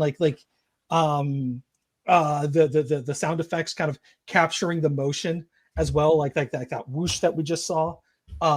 just was absolutely wonderful little things to put in there. That's bit of a throwback even to Batman, which I loved that. Part of the reason actually why I brought up the Understanding Comics was because me and Conan were talking about how like we really like Michael Cera in this movie, but like we're not really big fans of Michael Cera's work in general. Like I don't want to put words in your mouth, Conan. But like we like his other stuff. He's got there's some cool stuff. There's a bunch of stuff that's not for me. That's a nice way to put it. That's some silkworm Tim Midget wisdom to how to describe stuff I don't care for. But the brilliance of casting Michael Cera in this was and I hope Forrest didn't leave because he has the folder with the image here. Was this idea that Scott McCloud brought forth in Understanding Comics about how like cartooning is simplifying lines to for the viewer to be able to put themselves in it. And Michael Cera is like one of those actors who kind of captures that subtlety of cartooning. I think Keanu Reeves is another good example of that, where like they almost have like a blank expression for themselves, and then you as the viewer are able to go in there and put your own self into the movie, which is why the movie is about Chris Murphy, which is why the movie, sometimes I felt like was about me, which is why I think, I'm going to speak for Conan again, that the movie's like Conan, Conan relates to it in his ways. And I definitely related to the one with the P-bar moments ago, by the way. But yeah, go ahead. Yes, right there. Now, do you know? Can I just say my vocabulary immediately wanes? But do you know what I'm talking? My son, my 14-year-old son, watches, some stuff like Naruto or these. I don't know, these Japanese animation things. There's a character named like Misa or Misa Amane or something from. Is there something called Death Note? Do you know what that is? I know Death. I've heard Death Note is really good. Well, he said that Envy Adams was. He showed me a picture of this character Misa from Death Note, and the Envy Adams is clearly ripped right out of that. It looks. I'm not surprised. Exactly that. It has the big boots and the same exact hair and all this stuff. So and like can I just say I would love to Photoshop Protonic into this, so it says "Wow, Protonic commercial." Anyway, nice. Thank you. Nice. Yes. This is your bit, Andrew. Sorry, I'm walking all over it. But yeah, it's nice that it wasn't, and yes, video games were influential, and we can all see that very obviously. But like, we can't overstate the fact that they did actually capture the energy of manga, and you can even see it like some anime kind of do that. I'm not going to pretend I'm a big anime fan. I've watched I've probably watched more anime than most people have, but I know people who watch way more than I do. So, I appreciate the good mangakas. Oh, I grabbed those because throughout the movie there was a bunch of hints to the X's thing. Yes. And, yes. Yeah. So there's absolutely beautiful. Yeah. He throws his X patch on the ground. That's what that is. Conan, did you send me the Letterboxd reviews or? Nope. I can though. I was just white knuckling my way through doing that stuff. You want to just text them? Yeah, I'll throw them in the G Drive. Right. So I just want real quick adding to that. Here I'll throw. If you do that, I'll put the Google Drive on for the if Andy's okay. Cool. Right on. Doing this live, figuring this out. Exactly. This is how the sausage gets me. I don't know how I managed to turn like one of the only things where I just show up and be clever into more work for me, but it's a special skill and it's a Conan Neutron thing. I don't know, but whatever. I didn't see. The thing is, I like that you're doing that, so I'm not. Please don't. I'm sure you do. I do, but you know how much work I actually put into the show. But anyway, we all put in a lot of work. I do like this, but I want to alleviate concerns that I didn't. I wasn't the one that pushed you into putting more. This is all me, man. This is like everything I do in life. That's all me, man. It's fine.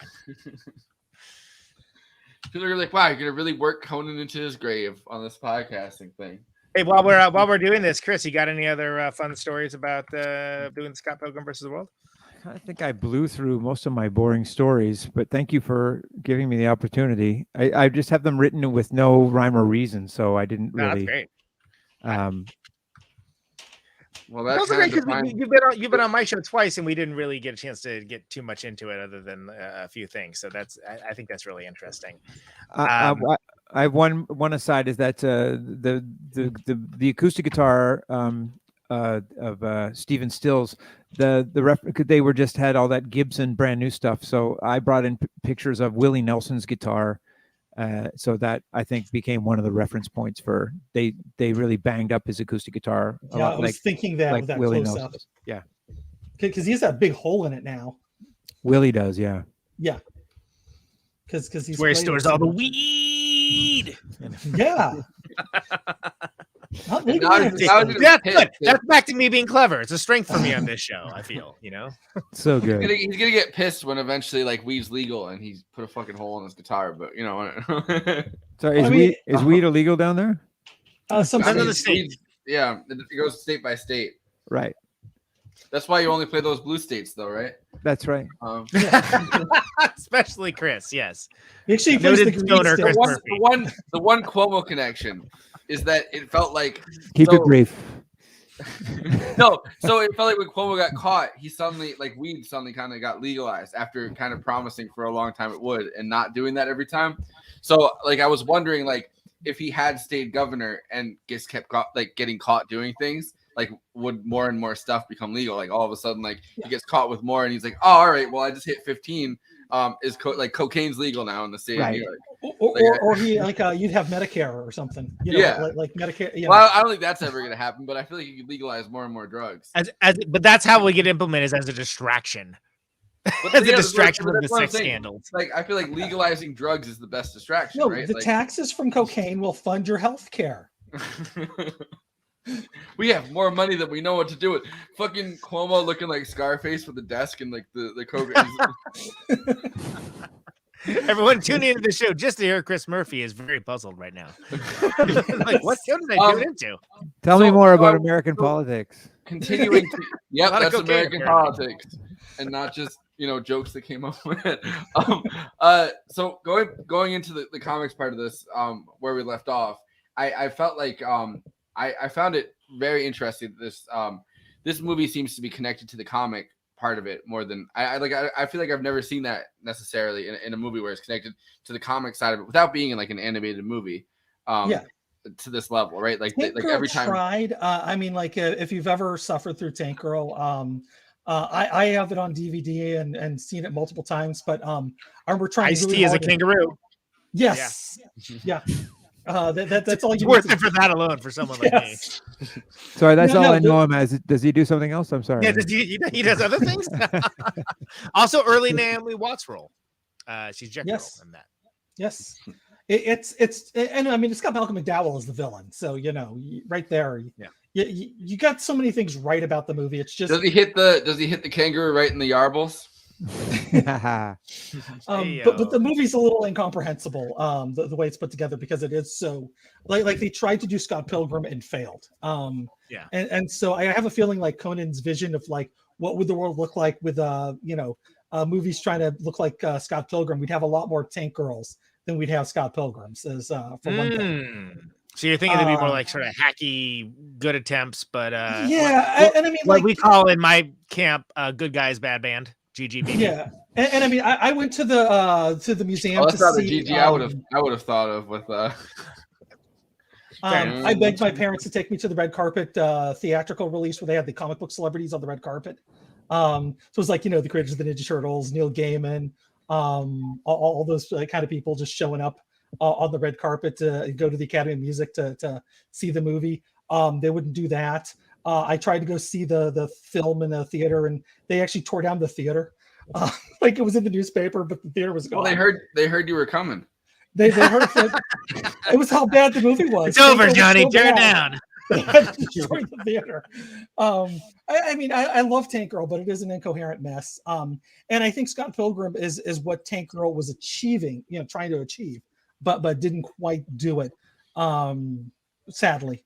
but they did have like the little animated moments. They had drawings from the guy from Gorillaz, Jamie Hewlett, doing like little bits where like, you know, oh, she puts a brain in a tank. In one of the cartoons, like you just see Tank Girl like laughing maniacally with this brain in a jar. She's putting it in the tank, and then later in the movie, she's just talking to the tank, and the tank's responding. And it's like, oh, she really did put a brain in the tank. Okay, like it's a weird.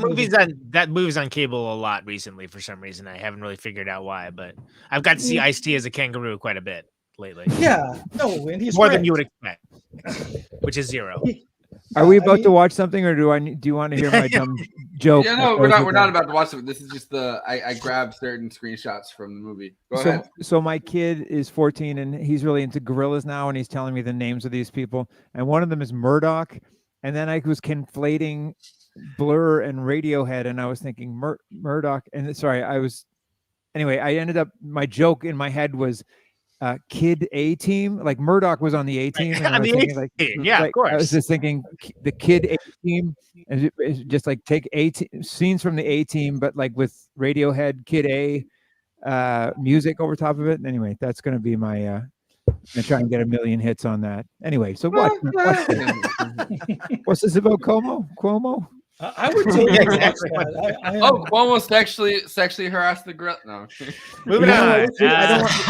I don't want to talk about sexual anything, but one little thing about this movie. Cuomo scandal. I just want. Well, just that you know, you can gloss over this. I don't have a point about it, but like, you know, the fact that he's like in his 20s and he's dating a 17-year-old girl, I think they probably wouldn't have done that even now. Like the difference between 2009 and now.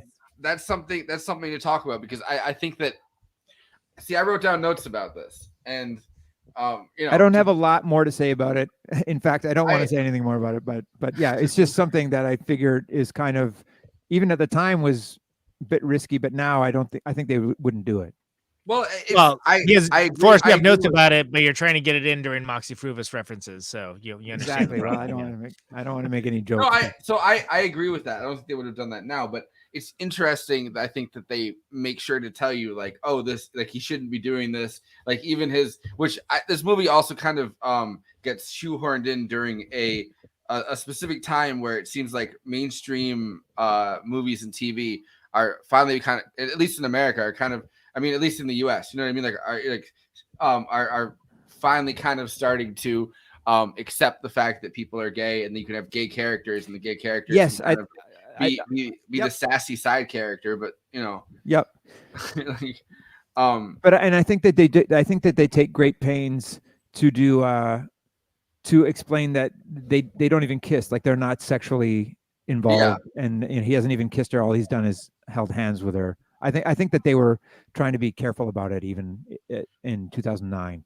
At the same time, though, I think that there is a functional plot element to that character, like Knives Chow, and I think she breaks out of it at the end, which is kind of an interesting, you know, it's an interesting thing, because it feels like it's kind of like something he's created almost in his mind, right? Like, it's a Chinese schoolgirl in Canada who's wearing literally the schoolgirl uniform, is really into the same video games he is like obsessed with him. The parents are so strict that she doesn't even know that good music exists, she claims. You know what I mean? Like, yeah. It's almost as if he's created this amalgamation in his mind that he really needs at this point, where, and it sets up later the fact that, you know, he gains self-respect because he doesn't have that self-respect.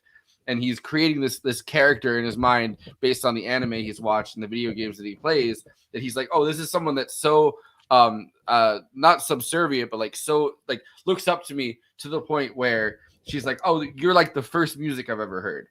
So there's an interesting, I think, plot element to it, where, you know, she's literally a character that's so one-dimensional in the beginning, at least, that he's like, this is something that's just satiating my ego. It's the groupie to end all groupies. You know what I mean? Like, so he's creating that in his mind. I don't think that it would happen today, but I do think that they make pains to show that it's not a sexual relationship, because they want to show you, like, this is like, it's not like Scott Pilgrim, you know, that character, or Michael Cera's, you know, persona in his mind is going to be like, I'm a hypersexual masculine man, I'm going to have sex with a schoolgirl. He needs something for his ego after this breakup, where the you know, his ex-girlfriend has found far more success than he has, to like make him feel like, oh, like this is somebody looking up to me that's never even heard music, and my music is so good. This is the first music they've heard, and they literally just exist. And then it instantly gets punctured when she's like, oh, I like Clash of Demon Head way more than I like your, like, you know what I mean? Like, so it's a funny, and then that's his insecurity kind of the same way in his head seeping into it.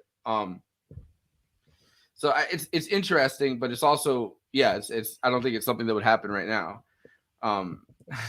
Yeah, it's just touchy, and I don't want to talk about it too much because I don't know what I'm saying, and I don't want to say something that I'll regret for the rest of my life. But yeah, but I do think that the movie does, you know, it has lots of gay characters, and she's had the affair with the woman, and it's just all kind of, they kind of play it up a little bit, but I think it's all kind of normalized and all that kind of stuff. But it's played for laughs in a way that I don't think that true. Would be. Yeah, That's I true. don't think that it would be right now, and I don't think that's not a detraction on the movie. I think for mainstream audiences, it was coming in at a time when, like, I mean, at least in the U.S., like, gay marriage wasn't even legalized in 2010. You know what I mean? Like, it's coming at a time when it's normalizing something, which is good. But it is interesting to look back on that time period because it's a very short, I think, time period between it's a time period between 2008, I think, and 2014, really, where they're making sure that, like, I mean, for mainstream audiences, like, gay characters are getting very normalized very quickly. And I'm actually impressed that as a society, like, we've normalized that as fast as we have. We've moved forward. We've done a lot of work. We've moved a lot forward in a very short amount of time culturally. If you look at the long scope of history, yeah, because, like, if you look at 40 years ago, just in most American cities, cops could just go, oh, we they could set someone up that they think is gay, like a COINTELPRO situation, and just kind of get them arrested and be like, well, like, it's like, so thinking about how fast, like, I don't know. So I find it interesting to look at those cultural norms and how they shift throughout like mainstream spaces, because obviously there's been movies that have gone out of their way to to comment on that, but not necessarily in a way that it's like, all right, this is something that we want to normalize right now. Wow, we got COINTELPRO in, and I thought we couldn't go further than Doug Ford, but here we are. Well, over here, I'm the COINTELPRO, so there you go. God damn it! All right, well bold. But yeah, and whatever, for what it's worth, there are women in all the bands. Like, every drummer is a woman, and there's at least a woman in every band, and there's the two women and one man in Clash of Demon Head. Anyway, that's pretty good odds. Like, I play music with a lot of people, and they're all dudes. Well, I really like that. I like the line where I'm on the wrong side of history. I like the line with the young Asian girl you mentioned, where it's like it's Crash of the Boys or whatever, and then they're like, oh, is she a boy too? And the guy goes, yes, and then she flips him off. But I don't know. So going through a couple of these slides, that was the bass battle one. That was it? Okay. No, wow. This is the. Wait, where did you get that from? No, this is the. So the viewers have been looking at for like 20 minutes. Yeah. Yeah. I don't know. I made it up. I wanted to connect it to Chris's life. There was no bass battle. That's my my memoir, bass battle. Bass battle, a memoir. Chris Murphy. What do you say? It's your autobiography? Anyway. Very good joke for me and you. You might as well have texted me that. What I thought was fun about this scene is that the Punisher defeats Superman. Yes, very good. Well done. This was always the funniest scene to me because and what's she, and she's Captain America or something, no? She's Captain Marvel, yeah. Captain Marvel. Yeah. That's she a lot of them in one. She was scene. what? She was 18, 19 during this shooting. Like, it's the first thing she's ever been in. Yeah. Apparently, her Brie Larson's like. Well, she's a child actor, I think. But yeah. But like the first, I guess as an Yes. adult, they made a big deal about her audition tape. Apparently, it was like the best audition tape they saw, and like it went viral at some point when this movie came out, and like or I don't know. I just heard about it in the commentary. I didn't watch it, but I thought that she talked like her character until I saw her in other things. Like I remember seeing this movie when it first came out and just assuming that that's what Brie Larson talked like, and then watching Captain Marvel and be like, oh no, her voice is like an octave deeper, and you know. But I always thought this was funny because like every girl I've ever been involved with, I think, has been like a vegan, and like when they're like, oh, vegans are just better than most people, like that's how every vegan I've ever met acts. Like, Yeah, oh, it's like that joke. How do you know if somebody's a vegan? They'll tell you. yeah. Don't ever make that joke to a vegan though; they get very upset. Well, except for like They're maybe like, what's funny about that? Because like Johnny Marr is still I think he's still a vegetarian. I don't know if he was ever vegan, but like you know, he's just like, but that's just because he wants to stick it in Morrissey's eye. Sorry, He's not an ovo lacto vegetarian. no. Anything with a face. Because like, and everybody always brings it up in every interview, and it's like, he's Johnny fucking Marr. He's like one of the best guitar players alive right now. Why are you asking about his dietary habits? Yeah.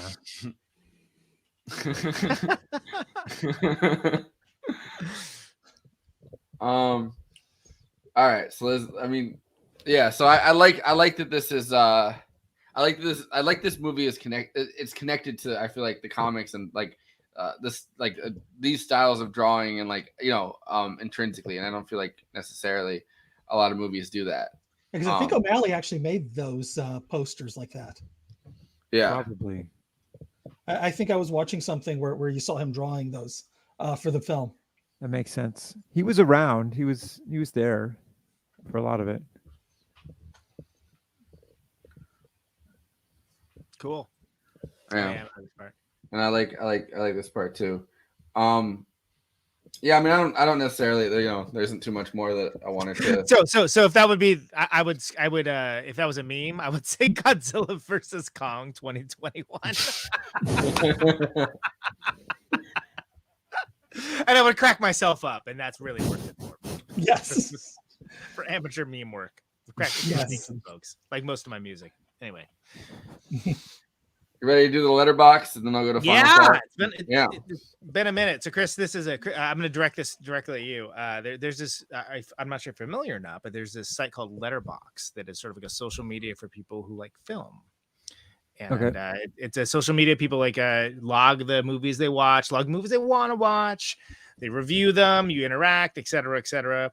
But the thing it's kind of almost best for, I would say, is just these kind of quick hit little one-liner reviews. And as a bit for this show, because again, I can't just show up and like be funny or like interesting. I have to like put a lot of work into it and like make it hard for myself as I collect these things from Letterboxd, my favorites. And it may not be like, you know, poignant, funny, whatever. But Letterboxd, Movie Night Extravaganza, the show is on Letterboxd. You can follow the show, which is really just an A-list for Forrest. I'm on it as well. I actually use it a lot. I have, whatever reason, like serious memory problems for like what movies I want to watch. So it's been fantastic for me to just be like, oh my God, yes, I have it right here. And I know that I want to see that. I know where it is. Good service. Good idea. But these are the reviews. So we do funny reviews and like, here they are. And I did this very last minute. So we'll see how it works. Yeah. I want to point out that it's hilarious that I just kind of use all the show branding to just shoehorn my own stuff into it. Like when I'm like, oh, I just watched this, and I'm like, this is the Movie Night Extravaganza Letterbox. I'm gonna write a review. I mean, but the thing is, okay, let me counter that. The show is you, man. Like I'm here, like, you know, working hard, and Andrew's over there referencing Moxie Fruvis, and then and I drew all those pictures. Like, you think that's easy? The art, you know, the art is the album art. You know, it's a band, and like, you know, Chris Murphy in this case is our guest soloist, if you will. Nice. Like, it all works. Whatever. I'll take it off. All there. right. Are you ready for? All right, Lily. If someone proposes to me but doesn't say I'm in lesbians with you, I am simply saying no to their proposal. Nice. But see, that's kind of what I mean by like that cultural moment, right? Where it's like, You can kind of just like there's the moment earlier in it where he's like Michael Cera's like, oh, you had a sexy phase. Like you can kind of it's like pushing the narrative that normalizing like gay marriage, normalizing gay relationships into like this thing where it's like Michael Cera kind of just make an awkward comment about it, and it's like, all right, yeah, it's 2010, perfect. Well, I mean, earlier the conversation of the movie was like, his roommate said it's the L word, and he goes, lesbian? Yeah, the other L word, lesbians.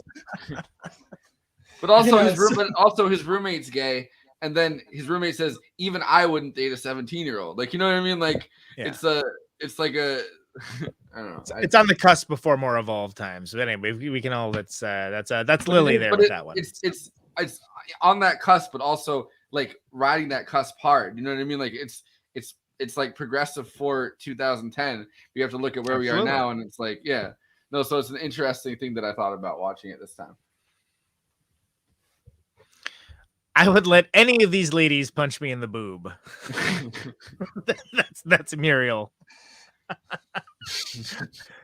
Sorry, like I'm 12, I guess, but that's It said boob. Also, look at the tags with Andre and Hot People are the tags for that one. So there you go. Hey, it has that nice 99 likes. I think also I would love to think in my personal discography of this, it's my dinner. Conan, you're a dick. You didn't like it, and you didn't give them the 100. I did it afterwards. I always do eventually. Yeah, but I did think about that. Yeah. Hey, Conan, my dinner with Andre. Remember when I called you a dick? I'm sorry. Yeah. We regret the error. Are we going to ignore the fact that he murdered 7 people? That's Which, by the way, when they were scripting it, original ending was going to be the reveal that he actually is a serial killer. And they decided, like, no, this isn't going to work. So they scrapped that idea. So that's shoehorning one too many things in, I think. Yeah.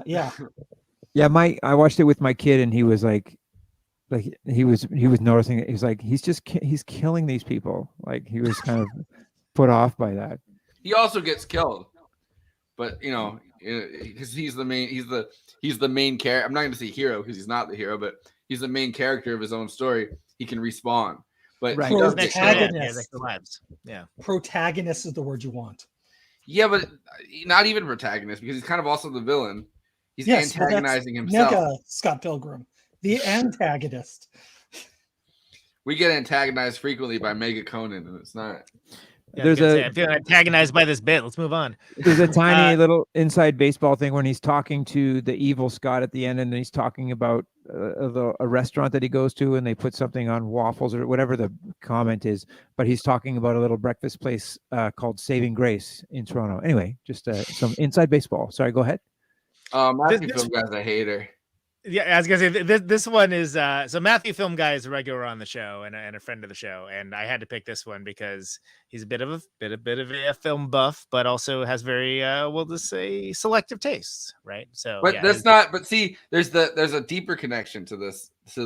If you wanted to read into it, he did the last Aubrey Plaza movie, so this is the first Aubrey Plaza movie. So you can say that he's like, you know what, my Aubrey Plaza movie was better. Then they're very different, but yeah, of course. The actual review is very clever. Is he being sarcastic? Well, it's 3 stars, so I assume so. Yeah, but like, are either of his likes sarcastic?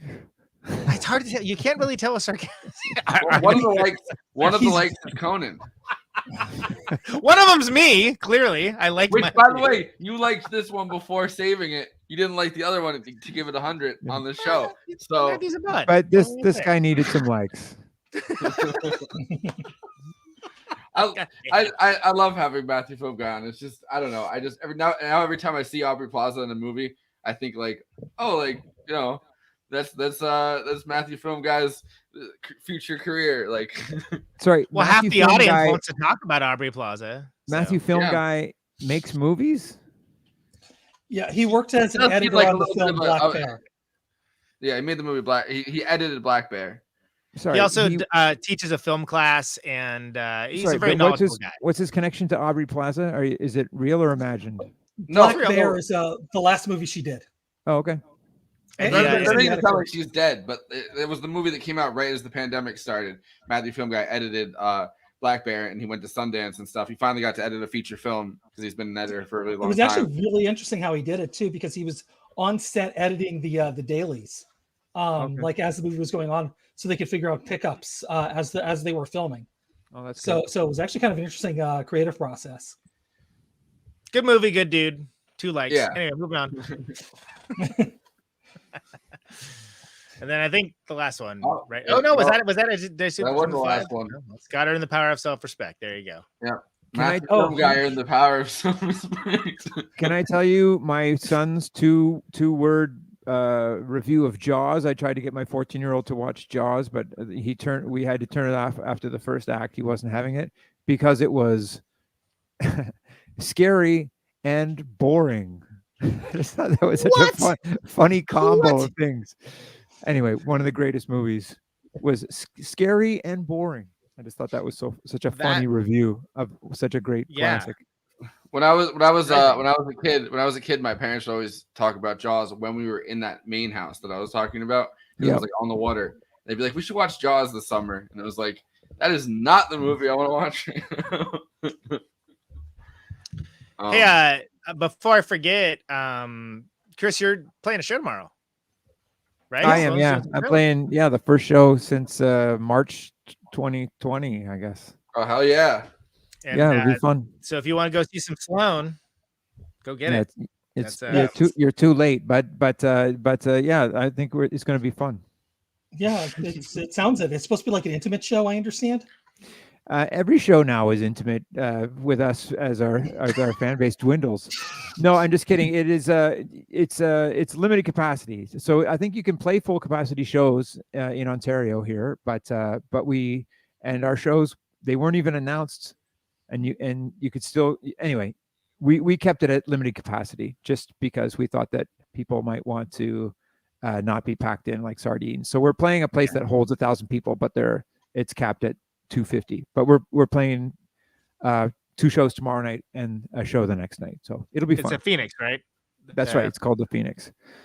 Yeah. Where Sloan in 1992 opened for Jaw Wobble. Jaw Wobble. There's a The Jaw name. Wobble. I have heard Have I that. told in a that while. during the show? Like it's the American Bandstand PIL thing. Have I told this? Oh yeah, that's Okay. hilarious. Yeah. Oh, so Chris, you're the first person to ever fucking know this reference, but it's brilliant. Like, so Everybody knows Public that. Image Limited is on American Bandstand with Dick Clark. Yeah. And Dick Clark really wants to talk to the controversial Johnny Rotten, John Lydon. And they do this real kind of like transgressive thing. Like Johnny's like running around he's involving the crowd. It's very much not your typical American Bandstand. Is it lip synced and they refuse to lip sync kind of thing? Yeah, Like they just, and it's very clear that he's putting no effort into it all and just like basically taking the piss, right? does But he have then headphones on? Is that the one where he has headphones on? I don't know if he Anyways, has headphones on or not, but And Jaw Wobble's sitting, Dick or Clark- maybe that's a different one. I think that's a different one. But Dick Clark goes over to ostensibly talk to Johnny Rotten only, who he's very excited to do, but he kind of like obligates himself into talking to Martin Atkins, talking to Keith Levine, and Jaw Wobble, who, knowing full well that Dick Clark gives exactly 0 Fs about the bass player, knows he has 1 second for like this moment in like TV to go out, blast it out to the world and be lost, and before it's lost into time, where he has to introduce himself and he says, Jaw Wobble, the Jaw Wobble. And I saw this and I'm like, that's incredible. Because for me, I'm like, what a genius move. Because I remember that now, right? Yeah. And but it's I mean, obviously he had a great story career and is big in his circles, but it's like, this is Dick Clark, America's teenager, is that what they call him? Like, I mean, what was it, some ridiculous appellation that goes with him? So anytime I think of Jaw Wobble, I think of that story, but no one ever. Chris Murphy's the first person. This is why I'm embarrassed. I don't even remember I know that they were on, and I know that everything they did, TV appearances, was just like, it's just cringe. I'm also thinking of the other one where he's sitting in a chair and he blacked out all his teeth and he's Yeah, smiling at the well, camera. he wants to like, Yeah. it's like being like a Twitch or Twitter thing like back then. But I talked to the biggest PL fan I know. Said if I change my Twitter and Instagram handle to be Conan Neutron, the Conan Neutron, would you get that reference? He's like, I don't think so. I'm like, okay, I'm not going to do that because people just gonna think I'm an arrogant asshole. So anyway, whatever. You can cut all that out for us. No, we're on YouTube too, baby. This isn't live. We're not live yet, right? Yeah. Anyway. Anyway, back all right. So we're 20 seconds away from 2 hours. You want to cut it in 15 seconds, or are we going to go up for how long does it go? So we do the final thoughts. Okay. Starting with you, Chris. Any final thoughts you have on the movie and thinking through this? I guess I have this personal connection to the movie. I think it's a classic that will live forever, and I got to be a part of it, and meet these people from Michael Cera on, and these people when they were like at the height of their thing. And Michael Cera was so funny. Edgar Wright was so great and gracious with me. I made some money, and I can see my hands on there. And now my kids are older and can appreciate it and think it's cool. And no, I'm very happy to have been involved in such a classic. Money, impress kids. What more can you want? That's Conan, famous final hands. thought. It's fun, bright, beautiful, clever. It's a certain type of filmmaking that like takes a lot of genres together and succeeds at everything it does. It's a very Edgar Wright film. I can watch it again and again, and often do. Like whenever it's on, I always will watch it. And I think I wish it had been like the hugest hit in the world and it informed filmmaking for a decade or two. Like I said earlier, it didn't. And I think again, for myself, as someone that's driven crazy by people playing instruments that can't play instruments, Chris, hats off to making that look good, whether it was easy or whether it was difficult, depending on the person. It came across, and I thought that was cool. And as per it being a success or not, like I think that it's a good example of something that will, it's a great thing that will find its audience, and it already kind of has. And I think that it will be talked about a lot more than movies that won Academy Awards that year. It'll kind of live forever more so than any of those movies. It's Edgar Wright's Navy Blues. And I mean, it got re-released. Text me those. Like Universal felt strongly about it enough to allow it, allow a 10-year re-release. I mean, what movies really get that? You know what I mean? Like, what movies really have a run that's so long that 10 years later they're still playing in a theater? I don't think you can really name that many. No, just a second. But Andy, final thoughts on this? Yeah, no, it was so fun to watch this again. I'm so glad I had an excuse to, because sometimes it's tough for me. I don't have a TV, so it's not like I can just turn it on and watch whatever happens to be on TV. I have to actually think I don't even have a TV. Okay, sorry. Yeah, not like I use Conan. other people's Criterion accounts. Mini Vitrola. Not like Conan, who has a giant TV. Hey, way to narc me out, dude. No. If you want to rob a house, you can cut that. Damn. Sorry. Anyway, Black Friday came early this year, folks. Freaking television, Mark. Do you know how many people he trampled on to get? Snitches get stitches, world. Nice. See, exactly. But you're in Canada. That's not going to be as hot a target as Conan's house. All the rockers have the cool televisions, and everyone else, doesn't. Anyway, but no, because rock and roll so pays so like, well. Anyway, move on. The point is that I don't normally get to, I don't just, I have to think about what I want to watch. I can't just flip on like, oh, hey, look, there's Psycho 2. Let me watch that. Has anyone ever said that? Good example. Yeah. I watched Nobody that has last ever night, said that, by the way. Psycho 2 is better than it needs to be. Sure. I'm not saying it's good. I went to see it in the theater. Yeah. Does Ice-T star in as a kangaroo or no? No. What No. marsupial does he play? He plays a wombat.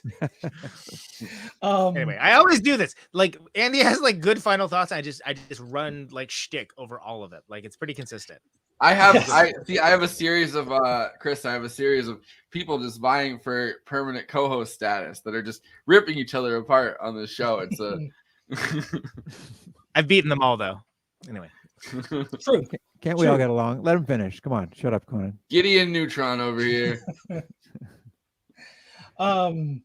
Yeah, where was I? Yeah, no, so it was a great excuse to revisit this this movie because it does hit like it really does take me back to whenever I was going up to Toronto a couple times a year just to hang out and see some shows. It takes me so it takes me back to my youth.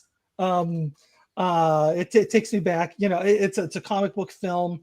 It captures the energy that I love about manga, even though I don't really read manga. But like the few that I do, I really appreciate that the energy that the mangaka brings into the works. And so like it's so nice to kind of see that put through a Western lens the way Johnny Lee O'Malley does in his books, and then recaptured in a whole new medium, which is really wonderful to see. And yeah, I kind of do. I think, although, to Conan, there might be a future generations of people who, now that they've discovered it, will start making movies, like how we got Repo the Genetic Opera after, like 30 years after Rocky Horror, or Reefer Madness the musical, also 30 years after Rocky Horror, and they're very much in that same type of vein. So maybe in another 20 years, we'll start seeing some Scott Pilgrim-esque films finally coming out. Yeah. All right. Well, I'm gonna cut it here. Thank you so much, everyone, for being on here. Thanks for having me. This is one of my. I mean, this definitely makes it into my top echelon of films. Even if I'm not, I don't even think I'm necessarily the audience that it was going for, but I did appreciate it, and it was during a time when Michael Cera was kind of doing an impressive run of doing whatever the fuck he does, and just no, it's like there's a certain brand of comedy that kind of peaked, I know what you're saying, in this time period with like Michael Cera, Seth Rogen, like that whole nice guy, I guess, branding of comedy. And I think this kind of is above it because it's more self-aware, I think, than a lot of those movies are. Yeah. So I appreciate that about it too. Anyway, I'm going to leave it here. We're going to be doing Roadhouse on Tuesday. Excited for that one. Jake Flores is going to be on, which is a big get for us in this left movie podcast space. So I'm just going to leave it there and just say it's time for the Infinite Sadness.